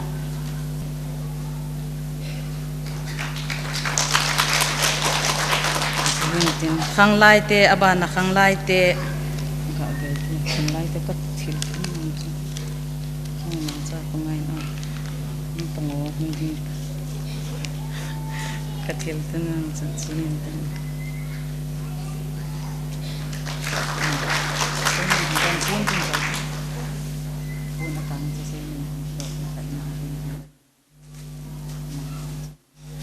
abanin lasateni pathin ba chaina la e sa pi o kazol no amasa in kazol no hungding do indin chi envelope khat hung kisan na phan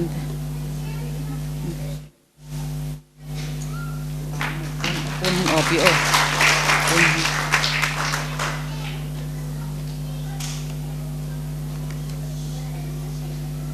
abanin saimin thang golang saimin thang amanjong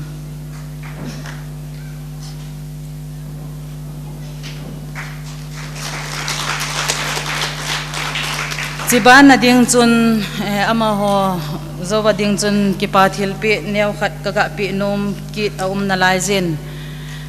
ama sapenin khu sung le veng sunga hin kana saimin len ka chate ho pin masanga he kana chen o hita in pathin lungsi na zalin pathinin dam na ap in neu khat ga sei sawleng ama sa achun ke ni hi ka kitchen ti lai hon chun chalana wa kana thasam honin kana wangsi honin kayong himidam mo ta ka hi in hitabang hin hung daming katin hitabang hin inchen khosa hin seming katin chalana te ho hin nei nge ti a he kana ki gyal lo a hi in ahin la pathinin kataw na asangin chilai khusung le veng sung te ho ka hung lu na pan hin pathinin dam na ei pen hiji chun chalana te ho jong hiti chun ka hin nein hizala chun tu ni chana he hilai muna he khosa ka hi in hiji chun pathinin hulweng hin sima tu ni chana damna hin pe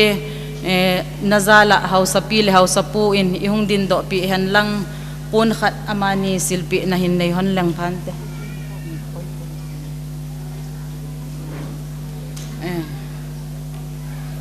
amani pun khat ni khat chuna sil khat chop pa sil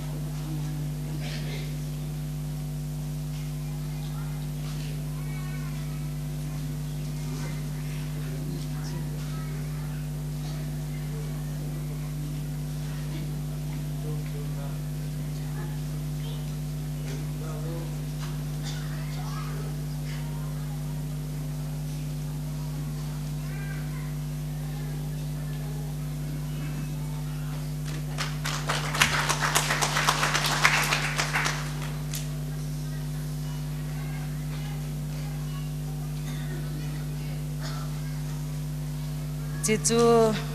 amani chunga thilpha kabol thei sun thon hintin aban le kapu apa pute kapukain ihung din do pi intin amajong punsil khat ihung silpi le phante saimin len wang phat theina dinga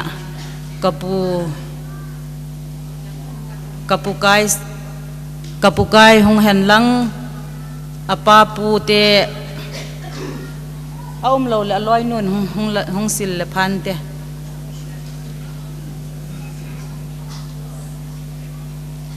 abanin tong mang hung ki khoma hung lo na aum lo wa ahila kapithinin hung la le phante kapithinin ama jong apa pute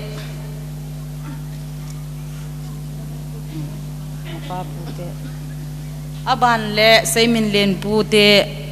kapa in ihung din pi hen lang kapa jong pun sil khat taga sil sa anom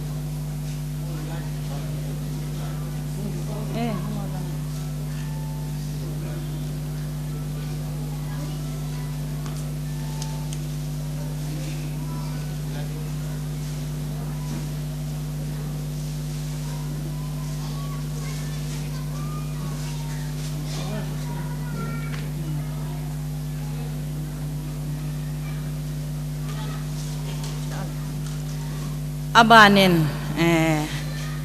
minister pa he ama sa pending ngayin kahung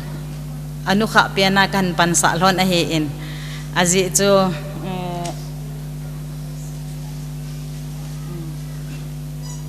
tun minister pa in yung din do pi hen lang ama pun khat hin sil pi hen lang phan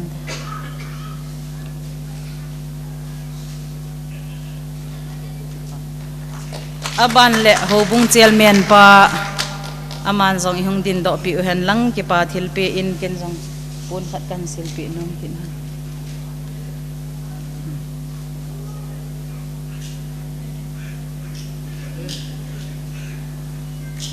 he chi chu tu ni khu adinga ki pa thil pe a thil neu cha cha he zong le kaga bol thei sunu chu hi chan chu hung hin tin mi him hi na dola sei khil sei wal au ma ahile pathin minin ki ngai da moitin tu ni khu a hung kal sung khom ho zo se in azop hat le ka be pa in zong hin sei tho nan tin tui hen lang tui ta hi jong le cha te ni minin an kung kha na ki semen hizi chun ibon chawa anne lowa koi macha ikile lo dio hi ti chu a chaina kaga sei hian lang sei khil sei walam le pathin minin ki ngai da motin ke ma pha chi chan chi tan te ka ki pa e phat chai ding hi tawa ki pa thu seina chawom ta je hi ki chai chai le phat chai taw na le an kong taw na hung hi jeng ding ei ta tom ngai takin ana pang ham ham hi tinun gim mandan le dingai ti chu in het ngil lo dingai tu in ki pa tu sei no pa el thanga in sung be pa phat ka pe at hong ki tolin at saina hong lung tan hong ki tol dan thubul neu sakhat nga sei ma sang ka tin ka sei de point thum langa hin akhat na in tuna mi pi hi tawang igi khop theinaw phat hong ki pat na hi September som ni le git a chu ka be no hin sei min len ho dan thinga jinei ding a go nge kat atin ke jang su kalunga dong the yengin tu lai ta ho dan thinga ne le bo ji ham i ti ham i chi zom zo diu nam ti chu kana dongin kana ne ai le ai ba kilo ti ham ma ki jam tho sang wa ki lung set na ki heto na chu abuli patta hi diu ham ti chu kana ki ho le October tarik le chon nu patel nanga to te hi ma ho ko ma chabel kana ki panuin aka la ho sin ha sei tapung katin October tarik lia chu kana ki panuin December tarik lia chu custom ball di jo se kana ball chai ki nuin yan ya chama win mei tha na ana nei program ana mangun tu ni hin kieng nei di ten ni ki chen na program bula pat hin zata ven ya sa ho ka ha sei ta lo da hai cha program in tol ki nuin i tol win a chai na he ke nunga he khat bo umai ta a chai na hong ki tan tu na hong kal sung ho le pasol VIP lang le hausa upa he ta le mi pi hi ta le hong ho zo se chunga in nei lun ki pa thua in sei tan ken hilang chen ha sei ta pung ka tin ka ki pa na ma ke in sung be ka hi na dola hi ta bang kin lo pi ta chu ke ho in sung mai tu le be mai in kana zo lo di wa hi je in sunga chat le ding ai lo le kin la dong ai ki tho pi ding ho sung mi te ho tu dol sa dol ho kana ko kho mu vin cha chu kana ta vu vin tu ni a he mi pi hong zo se ine diu sil chal naw li khat le mo sal tu nga ka that no vin kana i kham mu vin che chu ne lo hela koi ma kam hei lo wa i kal son lo diu tu chu pathin mina kain tep be ki hian lang ken cha ki pa thu ka ga sei nom he khang lai ho hin Youth club ho hin missionary ho hin ho bung ho hin apoi mo namun munawa kana kovin ka ngai chat ka dei ho kana ho limpiu kana travin ho bung hon long ki pa tain ka sei jo sevin na zu juvin so le missionary khang lai youth club ke ho zo sin jong ka boi na zo sel tu nia ki man sa na cha decoration zo sen lang ai lo le polang hall hian lang i ma zo se he youth club khang lai jin a hin asar sitan lang ai lo le reception ho hitale ei ho boi le hela ma hon ei la pi zalun agom min ama ho zo se chunga in sung be hi na dola ki pa thu ka ga phon do hi han lang sule tu na kin le donga ne le sa la nga boi he ni khat be bai ta pon ka tu ka sa te wat sat le ho he ni thum ni li lang ei boi pi wa hitan cho he tu nya hong khom zo se ni ne thei na ding wa ina boi pi ho me hon lang bu hon lang ho chunga jong avel velin ki pa thu ka ga phon do kin hin tin a chai na ding en an ne ti dan he i ga sei do lo le mi pi boi ji ven an ne ti dan neu zakhat ga report ning katin langa community hall Sunday school hall ka pun ki ge na sunga kho mi pin ine diu aki sei bangin mi tam dai je in dining table ti hawang chu hungum thei be be lo dai idin monowa ne thei dan dana ina ne divin tin VIP hall le pastor hall lam kai deu hall wang chun community hall hin Sunday school hall hin to na sawa ki do an cha kho ina ne pi diu aki dol le ne thei thei la jong chi ne diu aki dol wa hi le pam langa din mona jong ine yang diu hi ti chu mi pi i boi lo na ding wa ka ga phun ra yan lang so le sa hi ane ine lo umen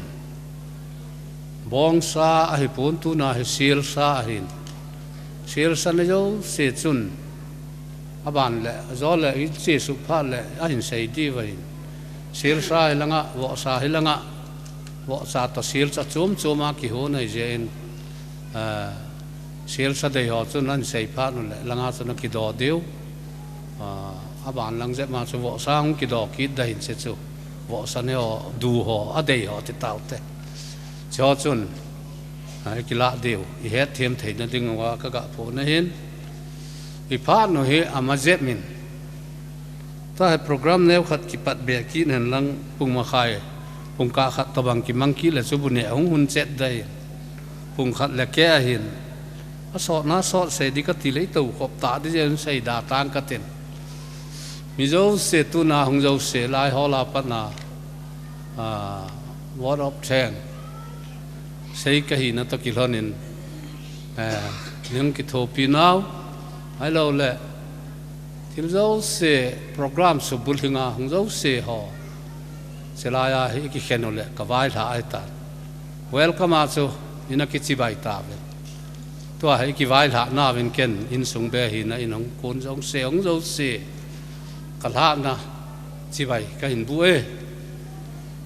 ke phat san se tan te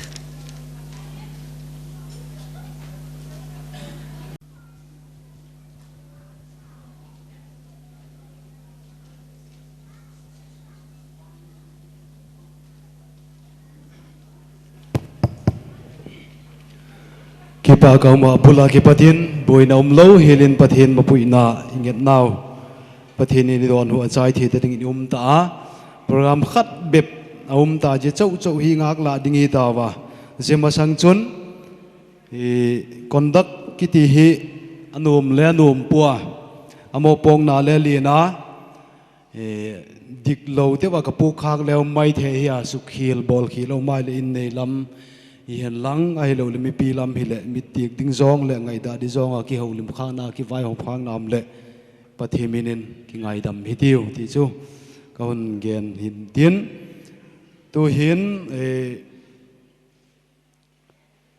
Reverend Rita Odkolun Planning Board Chairman ama hi phat chai tawna an kung tawna te kop sak dinga itak jekin tu hin ibonun ding hi tinun aman pau chamna ni sakin tin chu hun zo naw hingal tale phana e lungset na khuto na dim set tuni phana chapa seimin len chizong le tunu hingnei neng Elise Anjali tuni ni huwa nulai gila nahin pin sa mi pi hing chandam na nahin pi a tuni ni ho hi chalai namai cham phunga nalha puin ki khut suina ki chen sa na kin lo pita ka phate ho tua hi ka hin zowa pakai pathin zona phan hoi ta nei pe jevin ka ki pawin hallelujah tin na min theng ka hin thangwa win he ka phan ho zona nei pe jewa thangwa na le lo pi na nang ma ka hin pi a ka bon chau thalenga pakai Yesu Krista minani hinga kong tau hi amen Bakai malsona itsan mo itse so pite ni ki khut sui nahi ton sot pathen mai lu bakai chun Ungkon pungvo in van gam nai pen Christine in sung hin sim from the hen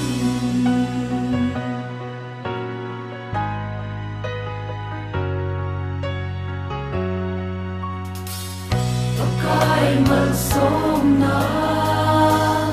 itsan nu It's a so piteni ki khusui nahi Tôn sot pathen ngai lu pakai sun Ungkon pungvu in van gam nai pe Christine in sung hin sim from the hen Itsen na theng hi tu na pat pagon sa ahi Mehim han fang hello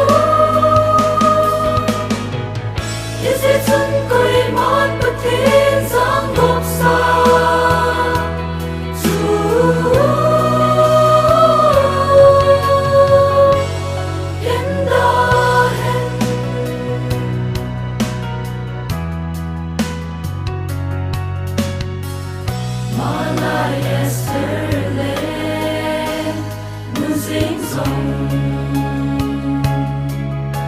Thiên hạ na song in sung hu do I Su to bang sun lu me nang wan song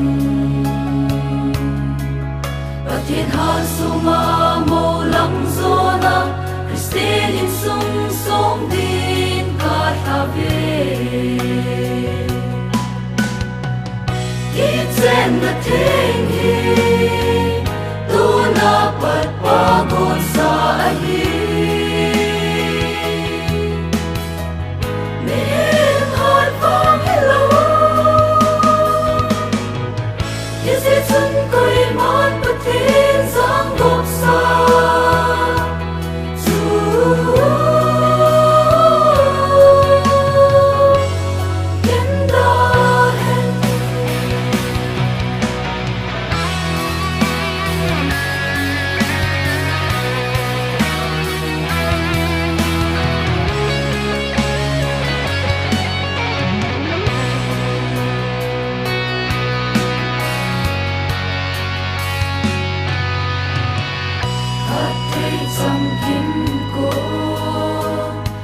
Pakai